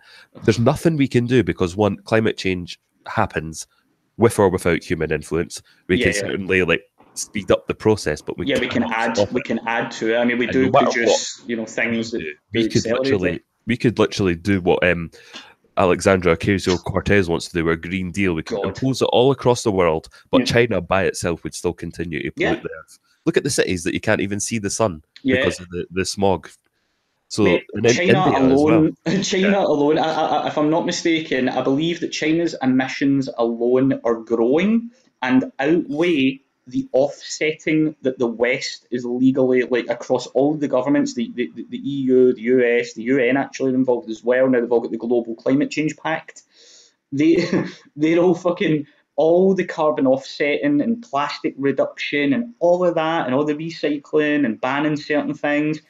None of that is working because China is growing and increasing its emissions. There's these things in China, I think they're called ghost cities. They're literally building full, honestly, Google that one. They're building full cities in China that no one lives in. I'm not even fucking joking, mate. I'm not even joking. It's one big It would state run surprise me, wouldn't con. it? It's one big state run con. They basically just keep building. They And just then you build look at and like the build. social credit system. I know that's kind of off topic, but No, that's kind of like that that's where yeah, Europe's going, though. It's like we were I'm talking about looking that at it, and yesterday. you're thinking like I think back to when I was reading like 1984, and Hmm. we sure ad hominem we use Orwellian in 1984 quite a lot, Yeah, but yeah, I'm yeah. looking at what the Because EU's it's accurate. becoming, and the EU's not the end game. Let's Hmm. be honest. Even the EU Oh, no, themselves it's know that. global is the end Yeah, game. this is one giant piece of the Yeah, one yeah, world yeah. state, and this is like going far into the future. We're maybe going a century or two. Hmm. This would projected to be complete if it worked. Hmm. They would eventually become Eurasia, and Eurasia was one of the free states in 1984. Yeah, So yeah. Eurasia is in construction, Hmm. and when you combine the credit score thing that they have in China, Hmm. if you watch a show called The Orville, which is like a Star Trek parody by Seth MacFarlane, they Seth actually visit a MacFarlane, I'm world. aware of it. I've not seen it yet, but I am aware of it. There is a planet, actually. I'm going off topic, but there is a planet where everyone's got like an upvote or a downvote button. They have to wear Hmm. it by law, and if they get like 1 million downvotes, you just press their button. Then they could go on trial or something, and they could be God. like exterminated. It's like Right. absolute democracy, but that's kind of what China's like. You can like rat people out, Yeah, and yeah. the EU, if it's like it's going to head that way, if it's like It's heading copyright that way law, already, mate. yeah, it is. Article 11, Article 13, that alone is just Eurasia like, and construction, and what are we going to have? yeah. Like, are we literally going to have like the Anglosphere and then And you've got, Eurasia? It's well, quite frightening, the to be original honest. the original plan, if you go back and you look at, it was what they called the Pan Europa group. It was the Pan Europa group, and it had like Einstein was a luminary, and you had Kalergi. I know there's conspiracy theories that have been added onto him as well.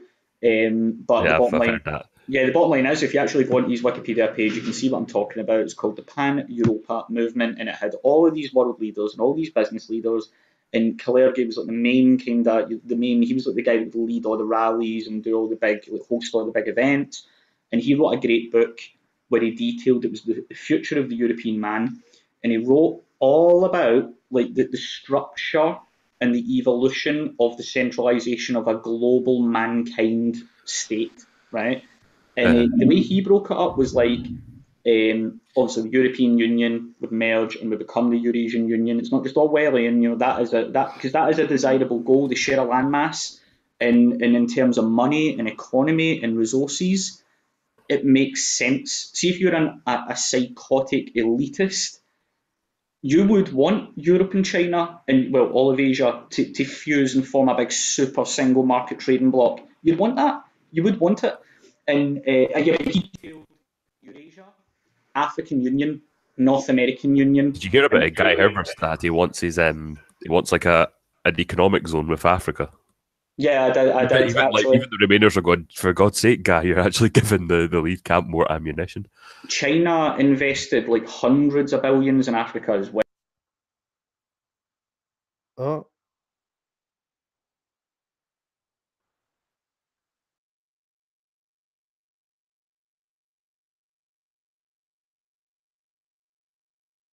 Me, I say automatic. Money add them multiply and feel me, I say automatic. Money add them multiply and feel me, I say automatic. Money add them multiply and feel me, I say automatic. Money add them multiply.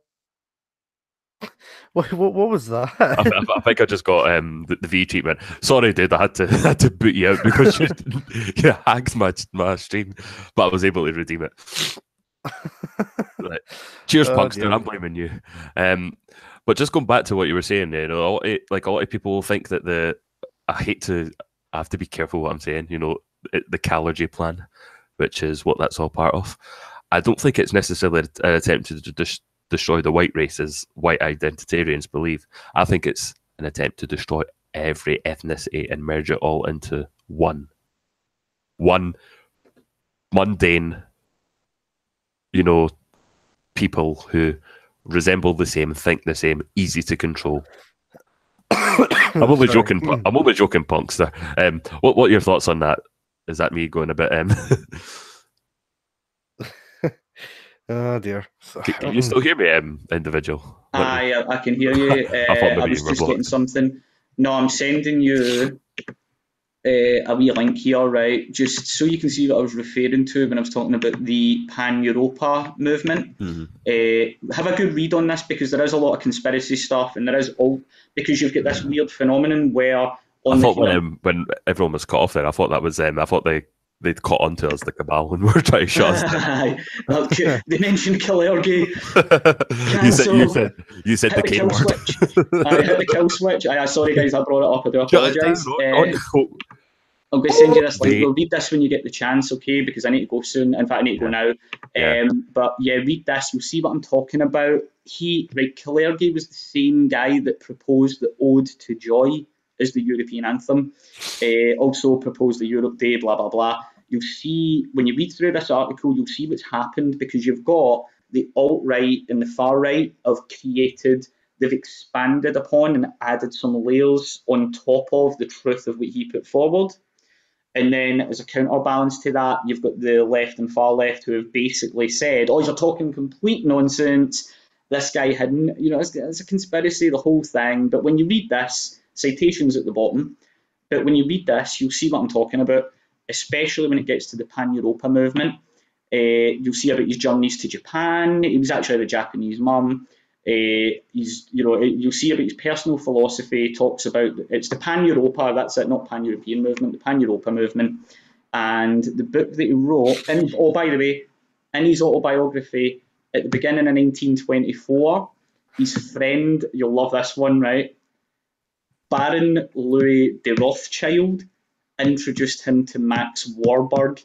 Right there and then, alt-right cunts would just be melting. Just Rothschild. Hold on, Rothschild and Warburg. You know what I mean? But would you call it? You see it when you read through it, mate. You see it all, right? For example, his original vision. That's a quote from the Wikipedia article citation number 17. His original vision was for a world divided into only 5 states: a United States of Europe, which would link continental countries with the French and Italian possessions in Africa, a Pan-American Union, which would encompass North America and the South Americas. The British Commonwealth, now this has changed because remember the British Commonwealth were not in the EU when he was coming up with this. Obviously the EU hadn't even finalised at that point, hadn't even started at that point. The British Commonwealth, which circled the globe, Russia spanning Eurasia, and a Pan-Asian Union where Japan and China would control most of the Pacific. Obviously the inevitable goal was merging all of them. So it's not a mad conspiracy. The fact of the matter is, these, and by the way, some of the people that were members of this union, this movement, just so you can see, Immanuel Kant was one of his big influences.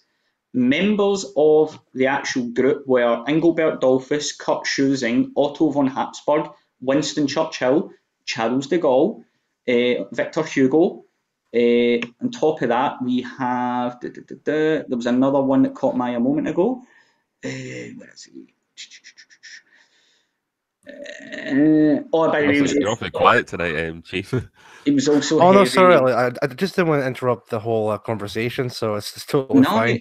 It's your job to shut these guys down. Jesus. Mate, you'll be taking over when I boost.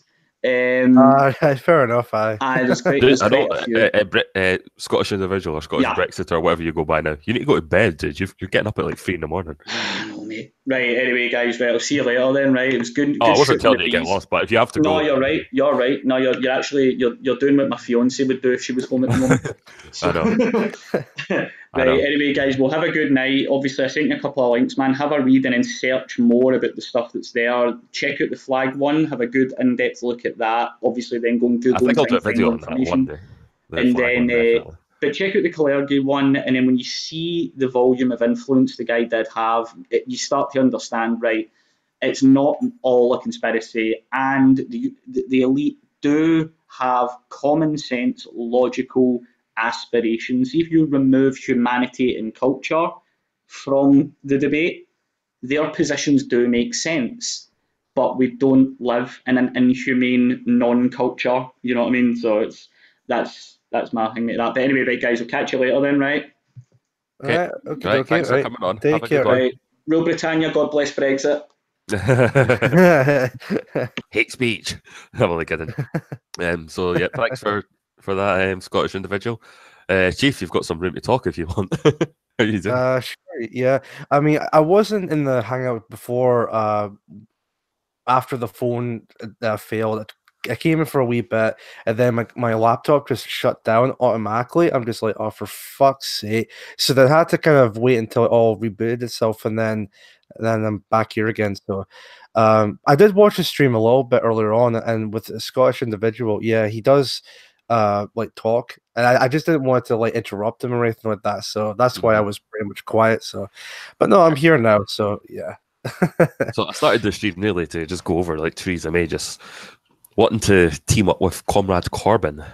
Oh fuck me! Yeah, I mean, 50 extension yet again. I mean, I'm just. Can we just leave the EU? I mean, look. At the end of the day, the people of Britain, they voted. Okay, it was like the majority of the country wanting to leave the EU. I just wish these people would just respect that, but instead of that. Oh, did you, what was it, yesterday or was it the day before? Like the Westminster government, they all had these like votes whether or not they wanted like a no deal Brexit or like was it a Brexit under WTO or something like that. Another vote was like an extension of Article 50. Then there was a vote for having the people to vote again. And every single one of them just declined. Like. It's an absolute mess at this point. It's like, guys, can we just leave at this point? I mean, look, let's just leave and then figure something out when we're out of the EU. But they just don't want to do that. They just want us to stay in the bed with the EU because they don't really want us to leave. And then, and just to answer a question you asked earlier on, where you said, what's the point of even giving us a vote if they're not even going to respect the overall outcome of it? And I'll tell you exactly why that is. Because with our politicians, they want to create the illusion that we have a democracy. They want to create the illusion we have freedom of choice and a freedom of vote. When, let's be honest here, what we've been seeing for the past like couple or almost 3 years of this Brexit shit, it just seems more and more they just show us yet again they don't give a damn about the people of Britain. They don't give a damn about the people's vote. Um, Well, the they people's just vote want, is such double speak when they call it the people's vote. of course, We yeah, had, we had the people's vote in June 2016. Oh, sorry, yeah. carry on. And I was just going to say, well, it's good that you bring that up when it comes to, like, oh no, this time we want to give the people, the people's vote, and it's like, well, what about 2016? Wasn't that not the people's vote? Oh no, well, you see, that was just nothing but a test vote. You see, we're I just know. testing the waters of that vote, but no, this time now comes the real vote. It's just such an embarrassment to our And democracy. imagine there was a second referendum. Leave wins again. Do you think they're going to stop there? Leave wins by a No, bigger margin. They're not going to stop. It's just going to keep on going and going and going and going. until they get the result they want. Yeah. I was just It's asking just if like, that's an Ulster accent. You're not from Ulster. no, I'm not. But no, I mean, like, it's just Ulster. such an I'll give you a fucking Ulster accent. My sister, you married a Catholic. She's a disgrace to our community. I better watch what I say. I'm going to get the one timer on your way. hate speech. But like, no, but I mean, in all seriousness, I mean, it's just such an embarrassment. Like, all these people, especially on the Remain campaign, they're just like just so like butthurt about it. Like, oh no, well, we're going to try and do everything we can to stop the Brexit vote because we didn't get the results we wanted. But I mean, could you imagine for a second if it was like the opposite way around? If it was Remain that won the vote, and do you think they would allow the people from the Leave side to be like, "Oh, well, we think there was something dodgy about the whole vote. Maybe we should try again for a second vote." They would be the same people that would be like, "No, no, let's not do that. It was a democratic elected vote, and let's just leave it at that." But because it's the Leave campaign that won, they think, oh, there must be some kind of like conspiracy, like the rise of the alt-right and all this other ridiculous One bullshit. thing I like to say is It's that there was a lot of lies put down about it. Now, I'm happy to accept that the official Leave campaign told a few tales, but you know what? So did the Remain camp. But it's okay for them to lie. I mean, it's politics. yeah, Everyone in politics lies. If you're like in a high-ranking position, we were lied about when we voted to join the customs union back in the 70s. We weren't voting to join the EU, but we ended up in it anyway, and we got sneakily took further into the EU, and there was nothing wrong with that. They called remember Clegg? He's probably one of the biggest Eurocucks of them all, saying that it was a dangerous fantasy that they were going to have an army. They're bloody pushing for it now. Oh They're no, not even trying to hide it. It's they- like I'm going to try and like verbally do a meme. Remainers, there's no plans to have a EU army. The EU, we do. We're going to protect you with our army. I mean, a lot of people like someone in my family posted something earlier, like we need the EU to keep existing. Like she's married to like a continental guy, which is fine. There's nothing wrong. Like I'm not going to be. It's not going to be like the drawbridge is up and like everyone's going to be kept out. The thing is, like, as far as like European citizens go, they will be fairly relaxed. If it was in Brexit Britain under my policy, it would be like those out with like that are coming, the migrant crisis and all that sort of thing, that I would put a stop to, because that would be like a lot of changes and a lot of disruptions, and I keep saying this word, but it will just further balkanize the working class. Oh, absolutely, yeah. I mean, it's just, I really do hope, like, what was the extension to? Was it the 12th of April, I take it, for us to leave the EU? The first extension, I don't know where the second one will go, but it might take us into, if it goes into like late May, then we could be up for European elections, which I hate to say. Everyone's like, oh yeah, we can like put Leave voters in. I think there will be a few, but at the same time, I think the Remain campaign will mobilise. And I've seen a few Remainers saying that even if we do like fully Brexit. They're just going to start the campaign to rejoin straight away. They're not even going to like waste any time doing that. That's the problem. It's just it's just bourgeois mentality. It's this whole they're just such. Sorry, go ahead. Yeah, just like they look down on the working class. I think it's like all xenophobia. And you'll get the odd person that's an idiot. It's like, yeah, I don't want the bloody immigrants in here, you know what I'm saying? They'll get of course, a caricature like that to say, look, this is everyone that voted leave. Actually, no. There's 17.4 million people vote to leave. Of course there's going to be a bunch of arseholes in that number. 17 million. Just like you've got quite a few arseholes on the Remain side.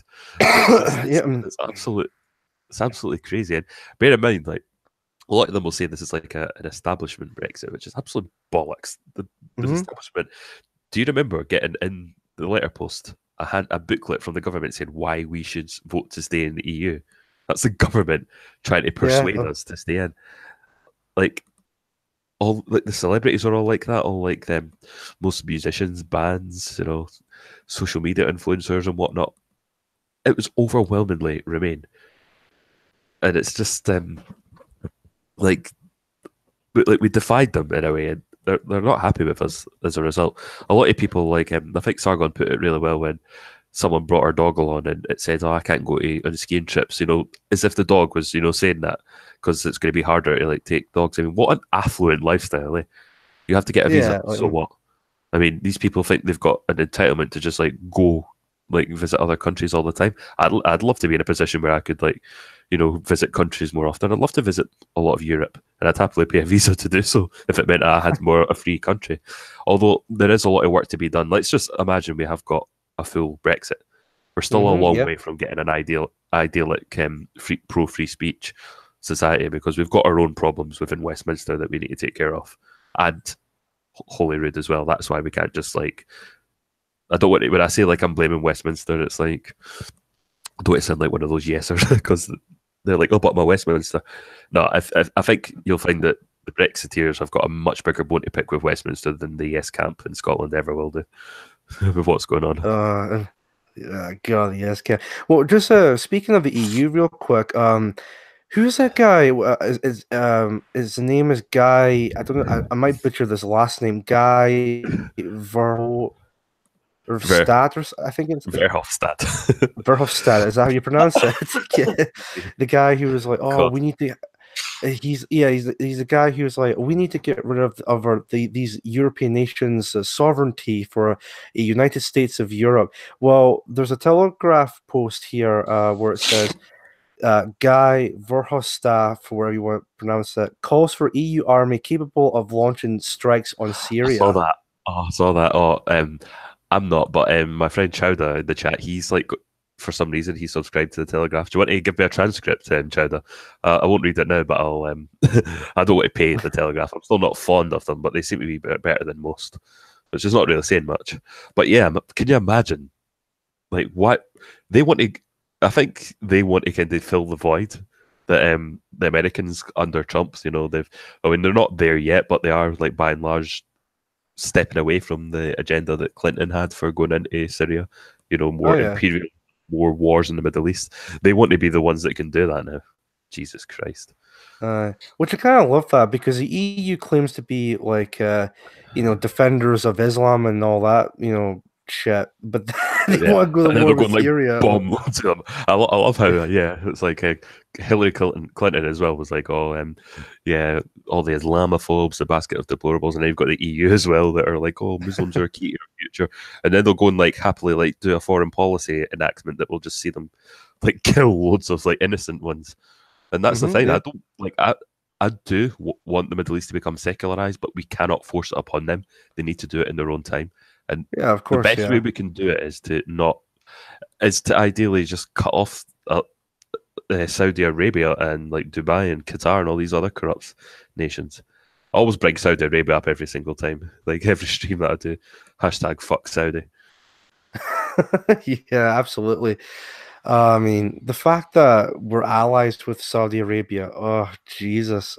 I know they're like the root cause of the problem. Even Islam was actually getting better. Like there was a time, I don't know if you saw the Sargon's on the Finkery channel. He done one about how the Muslim leaders called for Spain to apologize, and then Sargon sort of like praised Islam as like a well drilled like enemy to the West go Christianity at the time, and it was like it by modern standards they were still barbaric. Don't get me wrong, but they were still ahead of Christianity arguably. Like it became like less liberal, ironically, when the Reconquista fully captured the last emirate in Spain. The Spanish got their country back, and they expelled a lot of Jews who wouldn't convert, and they had like tribunals against rabbis where they debate a priest, but it would be like one-sided. The Ottoman Empire then offered refuge, and they actually, sure, they were still second-class citizens, but as long as they paid their jizya tax, they were able to practice their religion, and the Ottomans taunted them for that. But I think between the Ottomans and the French expansion into North Africa, you know, even like their prophet started to resemble Napoleon more than the actual prophet himself, and it's become westernized. I mean, you've seen pictures of like Tehran and Afghanistan and Egypt in the 50s to 70s.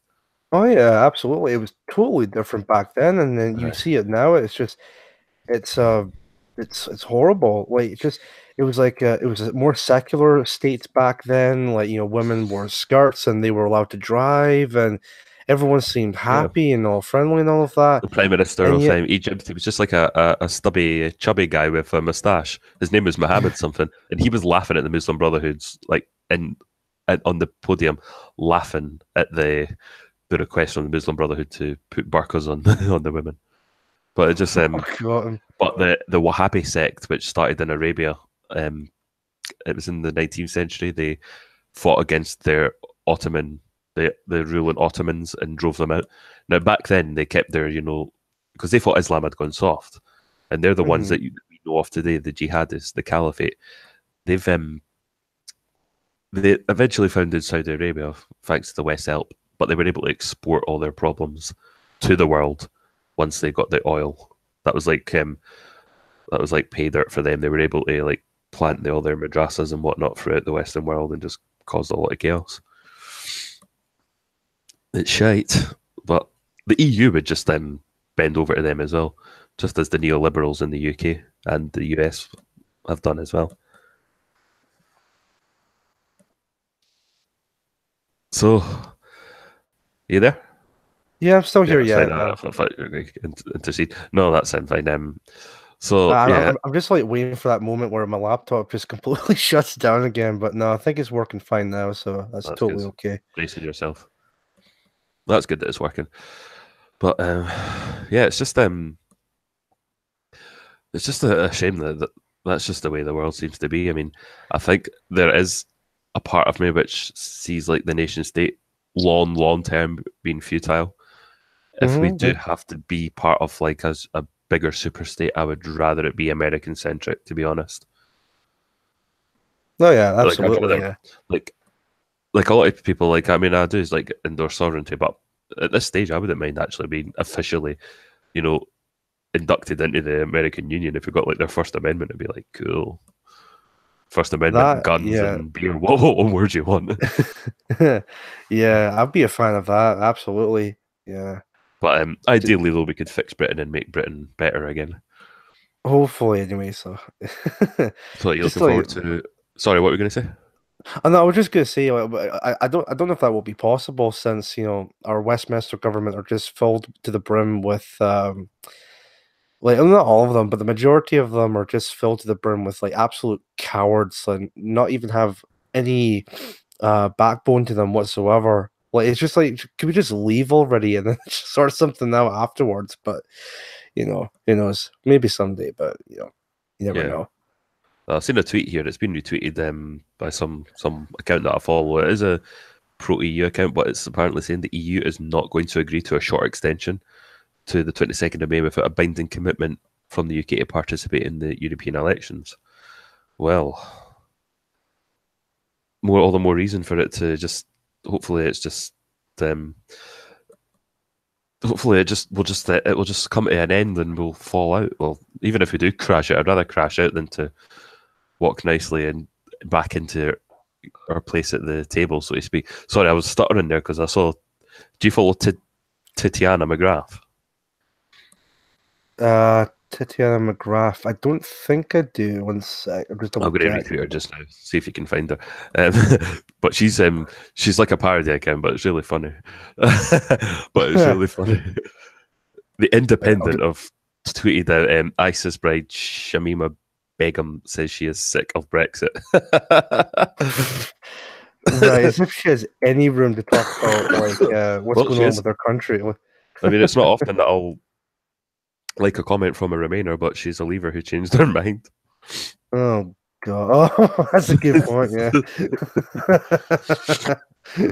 Well, she went off to join ISIS, but that's totally different. But apparently, You'd rather have something to the Federation from Star Trek. Oh, it's Pork. Oh, it's him and his commie Federation.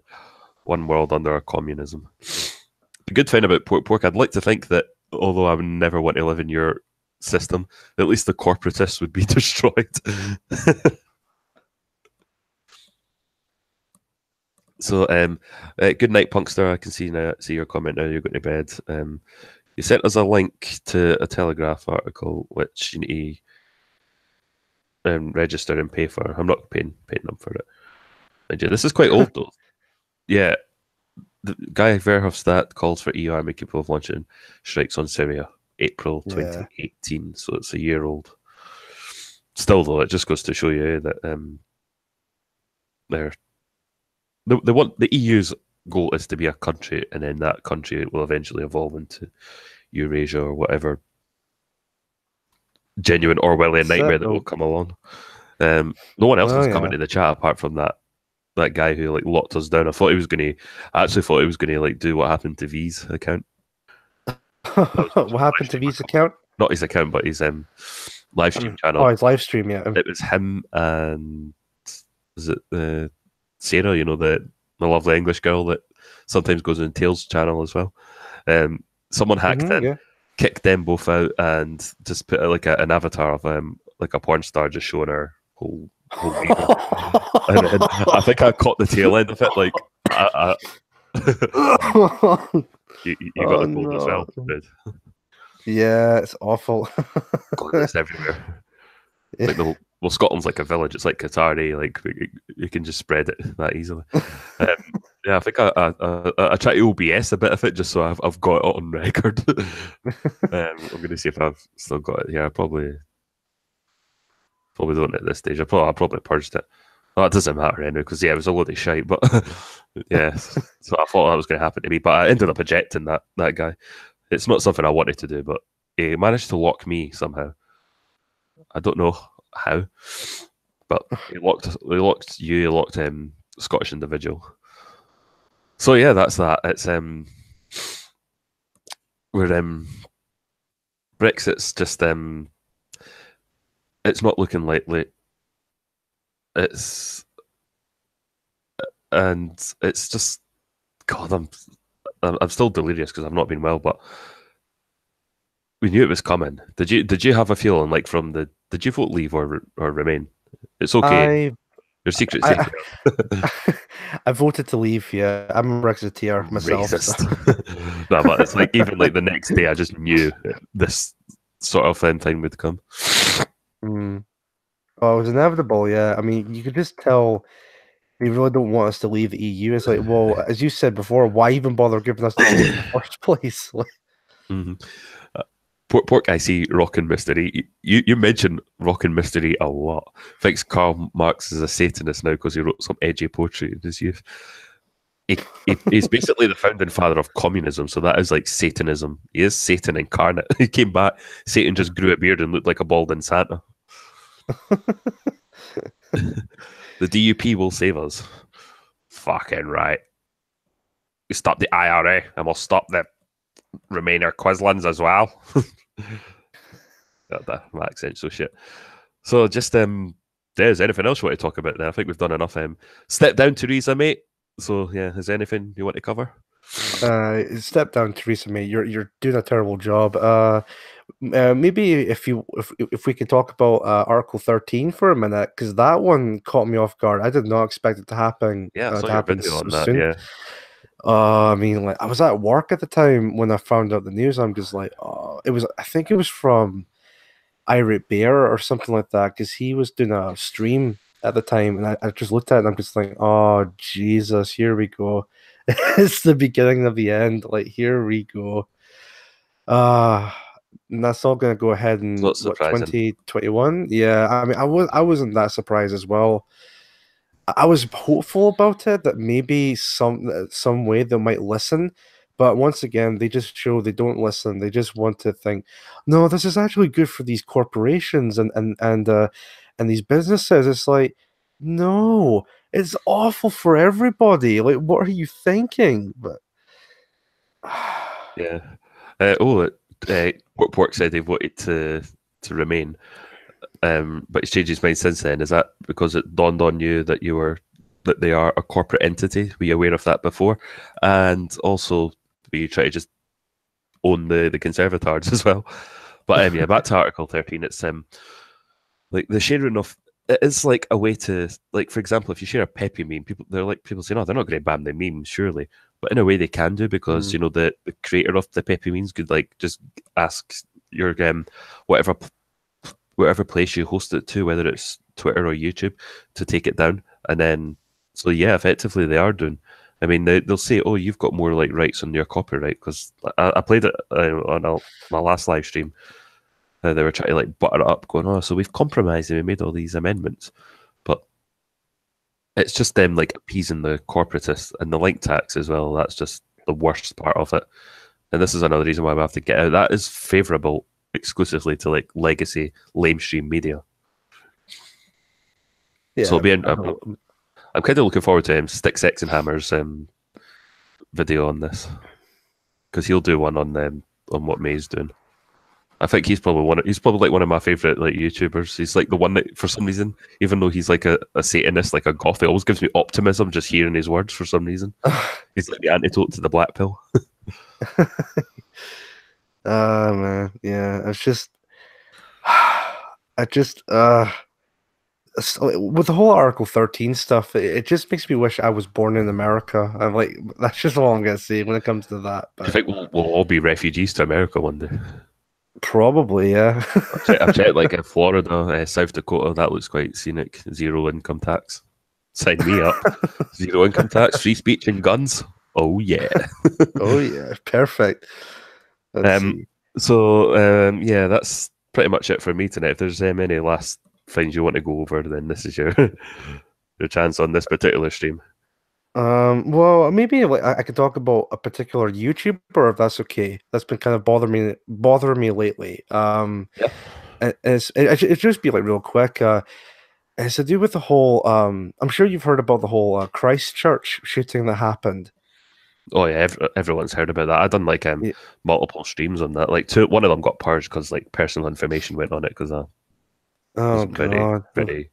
It was just like half a second. I tried to edit it out in the studio, but ended up editing everything else out, which was a bit stupid, because it's like Yeah. because it's not idiot proof. It's unfortunate. But yeah, who's this YouTuber? Right. Do you know who Baked Alaska is?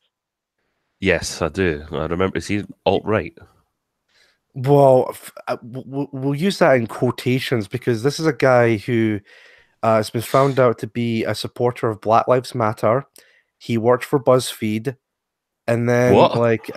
yeah, he worked for BuzzFeed. Yeah, there's videos on BuzzFeed channel right now. You can go and watch with Baked Undercover? Alaska. What's that? He was undercover, Baked Alaska, this whole time. He's basically a fucking like liberal this whole time. And I think it was like, was it last year or the year before? He comes out like he's a member of, I'm a member of the alt right. White people need rights too. And what was it he also said? Said about well, he talks about the Jewish question and all of that. So you think, oh shit, this guy's like seems legit and all of that. And then but then when he moves to fucking California, that's when everything goes awry for him, because he starts making friends and all of that, all of his commie, faggy friends that come along to him and just like, and then of course they start to influence him a little bit, right? So with his channel, with his live streams, because he does all those stupid IRL streams, He then tells his audience, who are all people who support the alt-right and all of that, he tells them, you need to stop saying stuff like the Jewish question and all of that. That's very toxic. And it's like, big, you're the same motherfucker who tries to portray yourself as, oh, I'm a free speech advocate, like, oh, I'm part of the alt-right, white people, get just as bad and all this and that. And then here he is, he moves to California, and basically tells and it basically shits all over his audience, and calling them toxic and all of that. And it's like, and people like, Andy Worski called him out on the Ethan Ralph called him out on that. Before it turned out he was a complete cuck. Tonkasaw called him out on it and all of that. I mean, I think it's still up on YouTube, that whole Kumite Baked Alaska episode, where you basically see Baked Alaska and you see what kind of a duplicitous motherfucker he really is. And it's just so jarring to watch. So he's converted from fascism to communism. Well, maybe not quite, but he's I don't think. I've never been a fan, to be honest, because I'm not a fan of the alt-right. I don't endorse like their message, but I'm looking at his Wikipedia just now, and it's he left BuzzFeed in 2016, joined Milo. Yeah. He's still labelled as a Milo's neo-Nazi not a fan activist. of him. Well, Milo wasn't even a fan of him either, but I mean, and even then, I wasn't like a big fan of Baked, but there was a couple of videos I did like. For instance, he did a live stream with Mr. Metaker and Laura Lumar, if you know who they are. Yeah, I do. And yeah, that was actually my favorite Baked Alaska video. But even then, it's like, when that all came out of what type of person Baked Alaska really is, it's like, oh Jesus, like, what are you doing? And then recently, Baked Alaska, he's come back on YouTube, but of course, most of his videos get disliked than likes. And it's like, he seems to wonder, like, I wonder why people are not liking these streams or videos. It's like, Baked, it's because of the fact that you're a disingenuous motherfucker when people don't want you here. Like, maybe take the hint that people don't want you back on YouTube or anywhere else for that matter, because no one believes a word you say at this point. And also, and of course, fairly recently, so back to the whole Christchurch thing, he makes a video about the Christchurch incident, right? Where he actually blames the memes as the reason for like why the shooting happened. And yeah, because of the memes, lay the memes, which is funny because this is also the same guy who wrote a book called Meme Magic or something along those lines. Like, it's the whole it's the whole hypocrisy of it all. It's like, Baked, you're the type of person who wrote a book about memes and meme culture and all this and that, and supporting the alt-right and shit. And now here you are making this video claiming that you were like manipulated by the alt-right and they're all evil and horrible people, and memes, like, we need to do something about memes, they just take it way too far and they're the reason the shooting happened. It's like, Baked, what are you on about? Like, this is why no one likes you, Baked, because no one believes a goddamn word you fucking say. I don't know, I think I'll give that a watch. The ratio's definitely not very good. It's like, yeah, as I said before, it's like he's probably thinking. He probably says it to his girlfriend, like Ashton Birdie. He's like, "Hey Ashton, I wonder why people are not liking my content." Oh, is that? It's he's going out with her. I know Ashton yeah. Birdie. Yeah. Oh, Jesus Christ! I never knew they were going out together. Oh no, they're dating. Even then, I'm not particularly a fan of. Well, I used to be. I used to like her content, but now I'm just. Ever since that whole stream she did with about accusing Paul Joseph Watson of being a serial cheat and wanting Ashton to be the mother of his children and all that shit. It's like, well, yeah, well, that's funny. Well, dude, right. This is what happened, right? Like, Paul Joseph Watson made a stream on a separate channel. Ashton was meant to be on that stream, and I've watched the entire thing, and it was so fucking uncomfortable to watch because she made a stream on her channel And at first, she seemed like really upset because it turned out she had like a really bad infection in her right. It was either her left or right eye or something like that, and it was like, oh shit, that's really bad. But of course, there was no been any updates when it comes to that, so I don't know what's up with that. Um, but then she goes on to say in that same stream, she goes, it was like a 2-3 minute stream or whatever. She then goes on to make these points about, well, oh, Paul Joseph Watson, I used to like and respect him and all of that, but then it turns out like he's such a duplicitous person, saying that his girlfriend is is really bad at sex, and he cheats on his girlfriend with other e-celebs, and and she claims she has these text messages from Paul saying, Ashton, I want you to be the mother of my children and all this and that. Did she show And them? then, no. Of course not. Well, and that's the funny thing is that people actually said this to her. It's like, okay, well, that's quite an accusation to make, but, can you showcase some evidence? And then, of course, she doesn't. And then I think the day after, or whatever, she just acts like as if nothing ever happened. Mm-hmm. And what's even more funny is she actually eventually got on Paul's stream, again, super uncomfortable, and like she goes on about doing these like snide little insults at Paul, like, oh, like, oh, you're like, you're a bit of an untrustworthy person and all this and that. I'm gonna have And a like look at this with interest. Like, I don't know if he deleted the stream or not, but I just hope someone maybe archived it, because yeah, it's just so uncomfortable. Ah.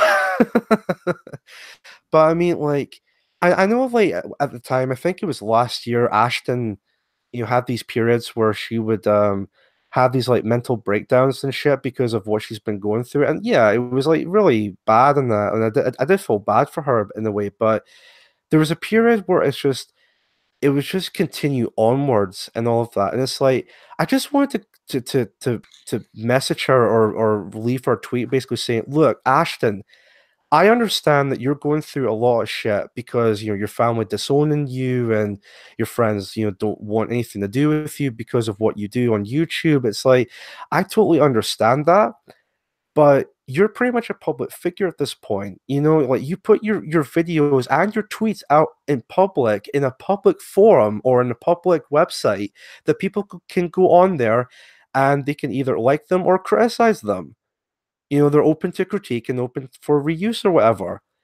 Just either just accept that and embrace it, or just honestly move on with your life. Like, um, and that's when I just stopped like being a fan of her, kind of a thing. It was just like, well, why should I support someone if she's gonna just blatantly accuse someone and not bother showcasing any evidence or whatsoever? It was just like, I was like, nah, like, no, no, no way. And the fact that she's now dating Timothy, oh, I'm sorry, Baked Alaska now, to me, it's just a fucking joke at this point. It's like Ashton. I mean, like, if that's the type of guy she's into, then by all means go right ahead. But to me, it's like, well, like, if it's like, you do realize he has a reputation for single-handedly damaging his entire YouTube career, right? And then she would try to defend it by saying, well, people can change and all this and that. And the it's looks are like, giving him. Like, I'm looking at the Baked Alaska on Twitter, and everyone's like, "Yeah, you're still a racist scumbag." Former alt-right rapper Baked Alaska now says he regrets joining the racist movement. Quote: "It's been a big disaster. It's been terrible for my employment opportunities." well, Well, see, that's the shit. well, see, that's the thing. Like, I don't think he really was a member of the alt-right, or at least like he was like, I think the only reason he did it was because of the money aspect of it. It's like, oh, well, look what these people like: Milo Yiannopoulos, Gavin McInnes, Lauren Southern, and all these other people that claim to be alt-right, but they're not realizing what the alt-right really is. Well, no one knows what the alt-right really is, but the point is, he was like, he saw there was like those content creators or public figures were making a lot of money for it, and he's like, oh, I'm Baked Alaska, I can totally do that. Instead of being a fucking whore to fucking BuzzFeed or like to Black Lives Matter and be this like wannabe ghetto gangster, wig or whatever. I mean, it's just he's like, oh, I can totally do that and be a member of the alt-right and be a completely transparent, that's, disingenuous that's a piece bit of of an shit. oxymoron, eh? Like being a gangster rapper and a neo-fascist at the same time. Yeah, right. Oh, Jesus. Stop. Can't laugh. Jesus Christ, we were like doing that in sync there, coughing. Yeah, jeez. It's absolutely pathetic. I'm gonna have a wee gander at those streams at some point. Dude, honestly, if you have time, like maybe what would be the best idea? Maybe try out do you ever go on to Encyclopedia Dramatica? Occasionally I do, yeah. Yeah, it's quite funny, yeah. Yeah, maybe like read through. They also wrote a Bait Alaska page, and it's so hilarious. Like, it's just going to as far as like You're funny, actually. yeah, it's like maybe Is it safe read for me that page. to What's that? speak here or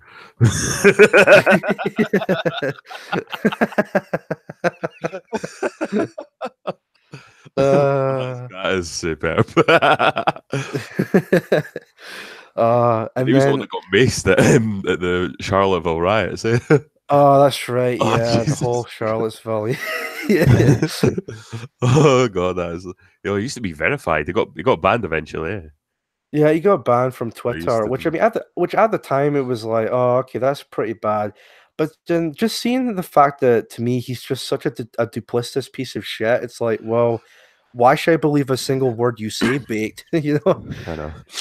It's like he's just trying to like save his reputation with everyone else.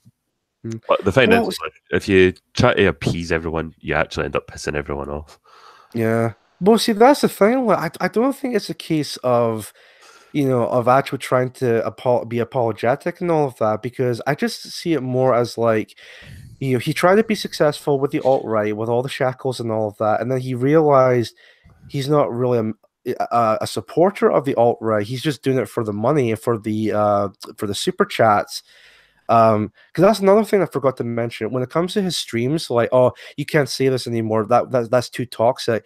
It's okay when you say, yeah, he actually said that, but he's okay having those same toxic quote unquote words or phrases if it's a super chat, because it's money at the end of the day. So, of course, so that right there just confirms he just did it for the money, and the fact that he's trying to save face, and like it's just like honestly, dude, no one believes a word you say at this point. And even he got into a bit of a feud with Ice Poseidon, because he's also known to be a person who will throw anyone under the bus, like he did to Andy Worski.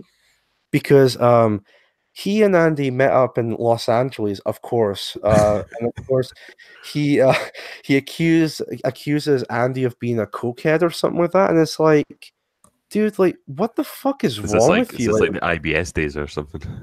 Oh yeah, this was back with like the Kumite, yeah, internet blood sports and all of that. Yeah, It was like funny for a while, but at the same time, it's not productive. So I think it's not sustainable, but it is like funny, like at the start. It's like a novelty.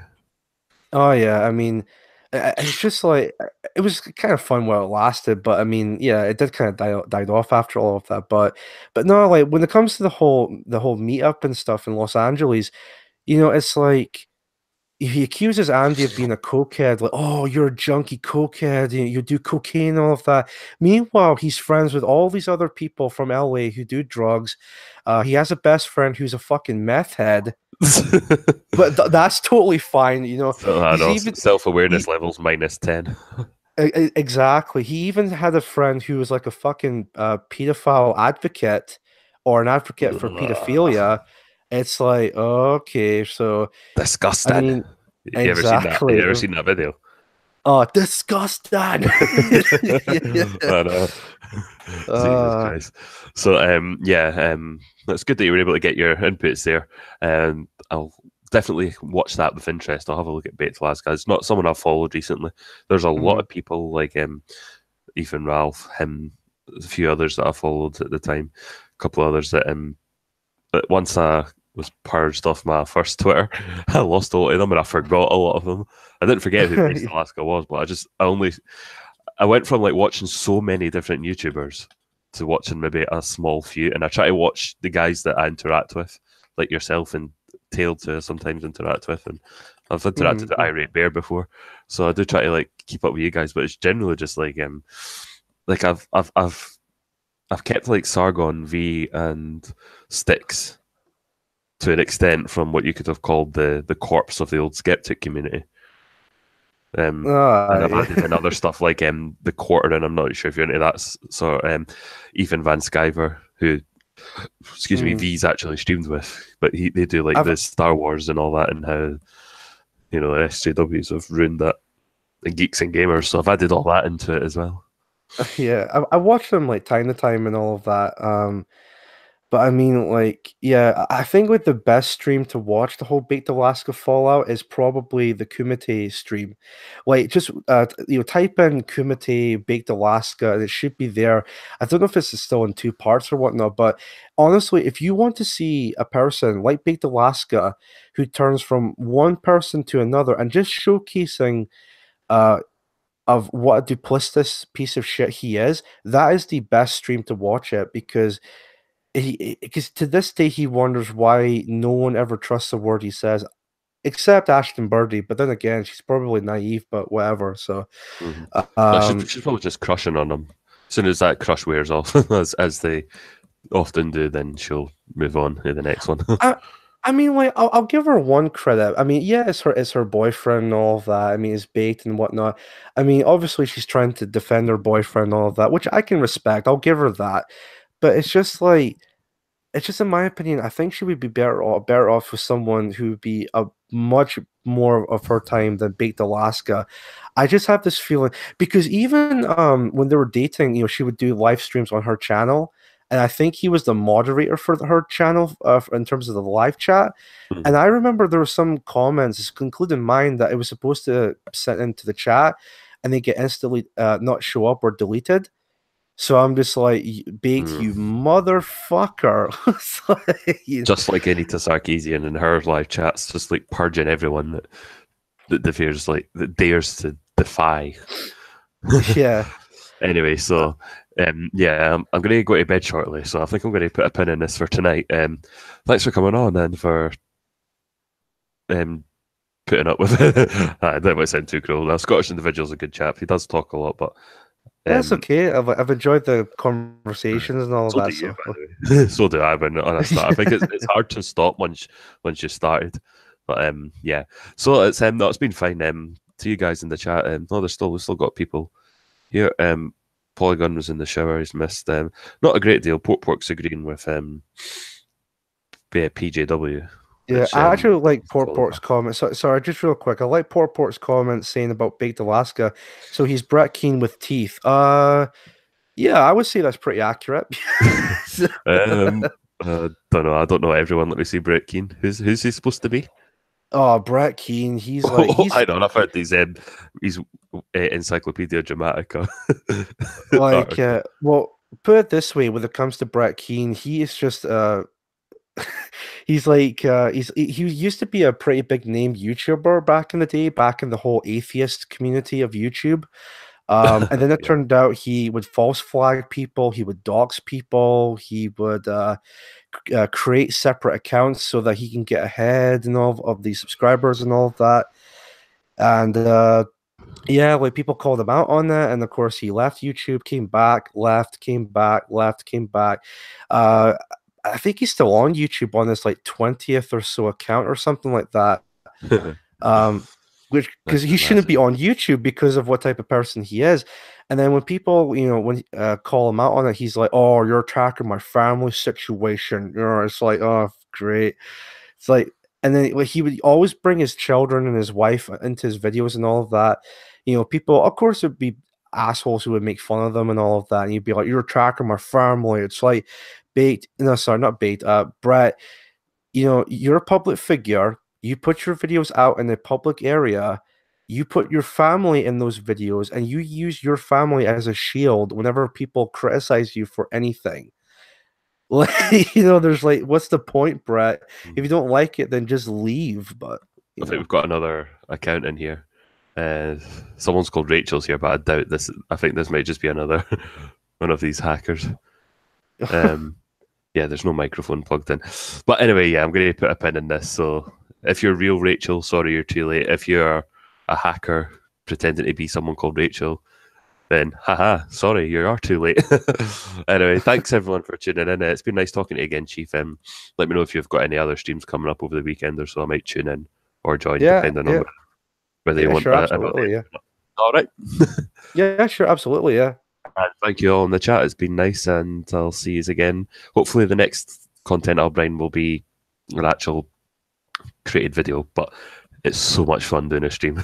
There's no work to it, and you can engage with people at the same time. All right, so thanks all for coming in, and I'll be back at some point in the future. Take it easy, everyone.